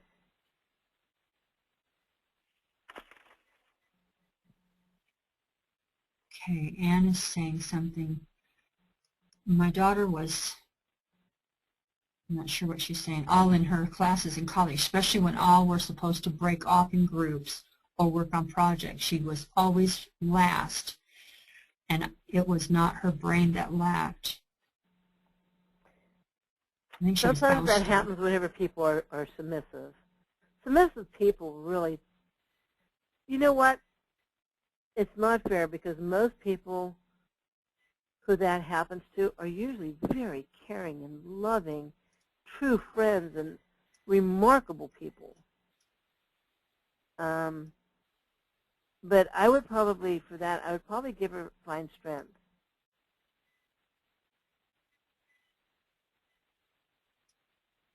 Okay. All right. Raven is saying, I always told them guys that my granny told me, if you hit me, don't go to sleep that night. And that's so true. Well, I'm about to swear, so you can hear. I don't usually swear, but I will for this. It was so funny. There was a thing I read. I think it's supposed to be a joke, but it's still kind of funny. Where this woman had a 55, a Magnum 55 or whatever it is. She had a bunch of guns around her anyhow. And so I said, gee, Grandma, what are you afraid of? And she said, not a damn thing. You know? Yeah, because Raven goes, she says, Hey, you know what? Oh, that reminds me. Oh, no, sorry. Keep going. It just lagged again in front of you. No, that's okay. It's hard to know. She just says, I know she carried a handgun and she was known to use it on a man or two. There you go. Yeah. Well, you know what? Remember I told you I was raped whenever I was 17. Later on, I had a job, and this guy, who was my supervisor, when I was going up the steps, he was going behind me, and he put his hand up in my crotch. Whoa! He did. And I turned around without even thinking, because that was whenever I decided no one was ever going to victimize me again. I had it. I turned around, I took him by the shirt, I slammed him against the wall, and I said, you ever touch me again, you simple-minded son of a, and I said that word. I will kill you. Do you understand me? I will kill you. And you know what? He respected me after that. Wow. He treated me really well after that. Yeah. Because I think that was the first time that I truly wasn't a victim anymore. You Good know? for you. And people don't, totally. and after that, That's wonderful, after that, I never really had a lot of people do that. People are, you know, they don't do that to me anymore. So if you find the strength, that helps. Yeah, it does. Because they know, they intuitively know, don't piddle far around with her. Yeah. You know? It's true. Hey, Mary, can I tell you a really funny story? And you're going to like it. It's like the thing. Okay. Is that okay? Okay. My mom wants me to tell you a story about her mom. No, I won't. Okay, well, I guess I'll say. Is that okay? Sure, sure, go ahead. Okay, well, we're talking about being a victim, right? And one time, my mom's mom was about to get robbed, and she's driving, and this guy, Almost 80. she's almost 80, and this guy, young man, came up, and he was trying to rob her. It's kind of like a kid, right, Mom? Like a teenager, I guess. And anyway, he tried to rob her, and she's okay, let me get my money, she said. And she was just faking it, and she puts up the window while she's doing it, and his hand got caught. He wasn't paying attention. Yeah, and then she took her blanket under, like, on her seat, and she took her AK-47, and she pointed at him. And yeah, she said some mean things too, and she said, you ever do that again? You never do that to an old woman or whatever. And he freaked out, and she did, like, his hand hurt, and she like, and he tried to get his hand loose, and he just ran for it. Yeah. The bullies, I think, feed off of the weakness of others. It makes them feel even stronger, and they need that. Yep. You know? And if you don't have that, then they leave you alone. It's true. Okay, any other questions? Yeah. Raven's saying you'll be like one day realizing, wow, that problem is gone. Like magic with homeopathy. Yeah, it's cool stuff. I agree. Mm-hmm. Annette is asking, is Thai Fu considered an essential oil and not used with essences? And how long before switching between the oil and essences? A day, you know. Oh, okay. And it's not going to have an interaction like, you know, you're going to like go into convulsions or something like that. It's just going to kind of nullify both of them. They won't work as well. That's a good question to ask about the remedies as well. How long in between before you switch over to something else? Just the next day. So like if today I took Keep Cool, tomorrow I could take Find Strength. Oh, okay. Gotcha. All right. Sue is asking, can the be responsible able work to help tics, not like compulsive acts with someone with Tourette's? No, I think Tourette's is more biological, and I would work with the myelin sheathing. Okay. Tourette's takes a long time. Maybe even give a little 5-HTP. But Tourette's takes a good year and a half. Okay. Let's see. Lynn makes a comment. My mom was a character. Raven says only women should have guns. Robin says, I find that almost all bullies are cowards at heart. I agree. And Lynn, I do. And Lynn says, so true. Yeah. I think agree. that's Okay. why it makes them feel stronger whenever they feed off of others, you know? It's a false sense of power. It is. Uh-huh. Sure. It is. I think I got everyone's questions. If I didn't, you can ask them real soon. Okay. Vanessa's saying, my 1-year-old daughter hates the car seat and gets so upset. She also hates being constricted in any way, like the high chair. Is there something I could give her before a car ride? Yeah, give her the distress remedy. Mm-hmm. Okay. Okay, then I have this. If you want this page, you email me and I can send it to you. It helps tell you what's in the distress remedy. It helps ease fears. It helps you implement something. I don't know how to put that. Implement it. Okay, you can do it right here. Just do, so that the phone doesn't have to move, just do flash and put in the number. Okay, I'm not sure what that you mean by that. Book, if you don't have it. Little book in my knapsack. Okay, I think we're hearing somebody's conversation, Sharon. We're like we're hearing it. This is Okay, like that so these time are the things person, that are right? in it, and this is for balancing. So when in doubt, you can always use a distress remedy. And I like this, and I believe this so much. This is John Steinbeck. A sad soul can kill you quicker, far quicker than any germ.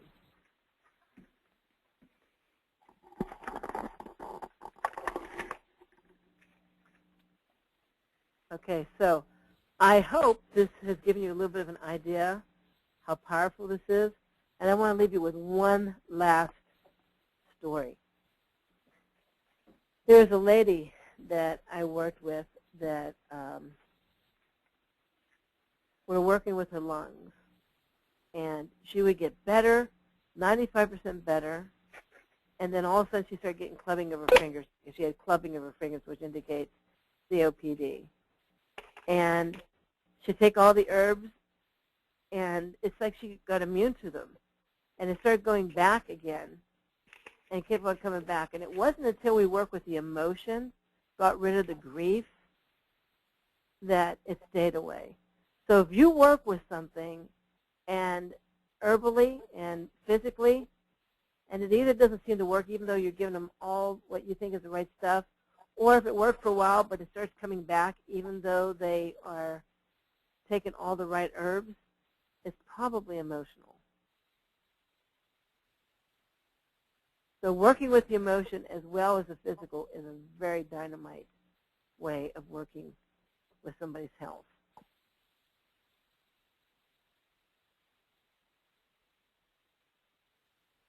Okay, someone's saying your voice faded out. What was said for lady with COPD?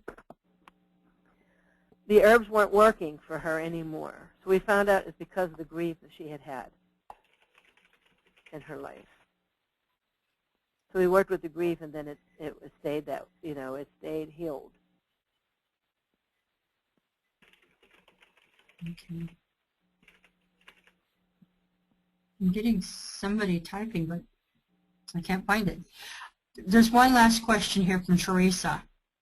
The distress remedy, would this be one to give a dog that is alarmed when someone comes in or knocks on the door and he barks and barks and barks? I think I would put find strength. Oh, Because dogs that aren't afraid usually don't bark as much. Oh, okay. That's another sense, a false sense of strength. You know what I mean? Or how did you put it, Victoria? What did I say? False sense of power is what I think I said. Yeah. Yeah, that's why they do it. So I'd probably try that instead. I might try that with my little guy, my little dog. Let me know. Yeah, because I know he's afraid of my husband, see? And he probably barks a lot with your husband, right? That's who he barks at when my husband comes down here into my office. Right. So they usually don't bark at something they're not afraid of. No. There's people that said, wonderful class. Mary, this class turned out great. Raven, thanks you. Vanessa says thank you. One of her favorite classes, she says. Well, thank you guys. Val, too. Well, thank you. I'm glad you guys came. Don't Great forget, class if you tonight, need to Mary. get anything, you can call Victoria or email her. We're having a class on Saturday for the natural health professionals. I hate to do this, but I have to raise my rates. So if you want to get in, anyone who's already paid for a class is paying for weekly, we'll keep the old rate. But if you want to be able to keep the old rate, this is the this is the last month, and then starting January, the classes are going to be $5 a class more for each class. Okay. I hated to do that, but I kind of crunched the numbers. It's either that or get a real job. So. Totally, huh? Yeah. Okie dokie. Well, thank you all for coming, and let us know how this works. If you can, email me and let me know your success stories. It would help me help others. Or post them on my Facebook page, Natural Health Professionals. Awesome. All right. Well, thank you so very much, much, Victoria, and everybody for your participation. Thank you, Elliot, and y'all have a good week, and we'll talk to you next week. We'll see you Saturday. Okay. Night, everybody. Night.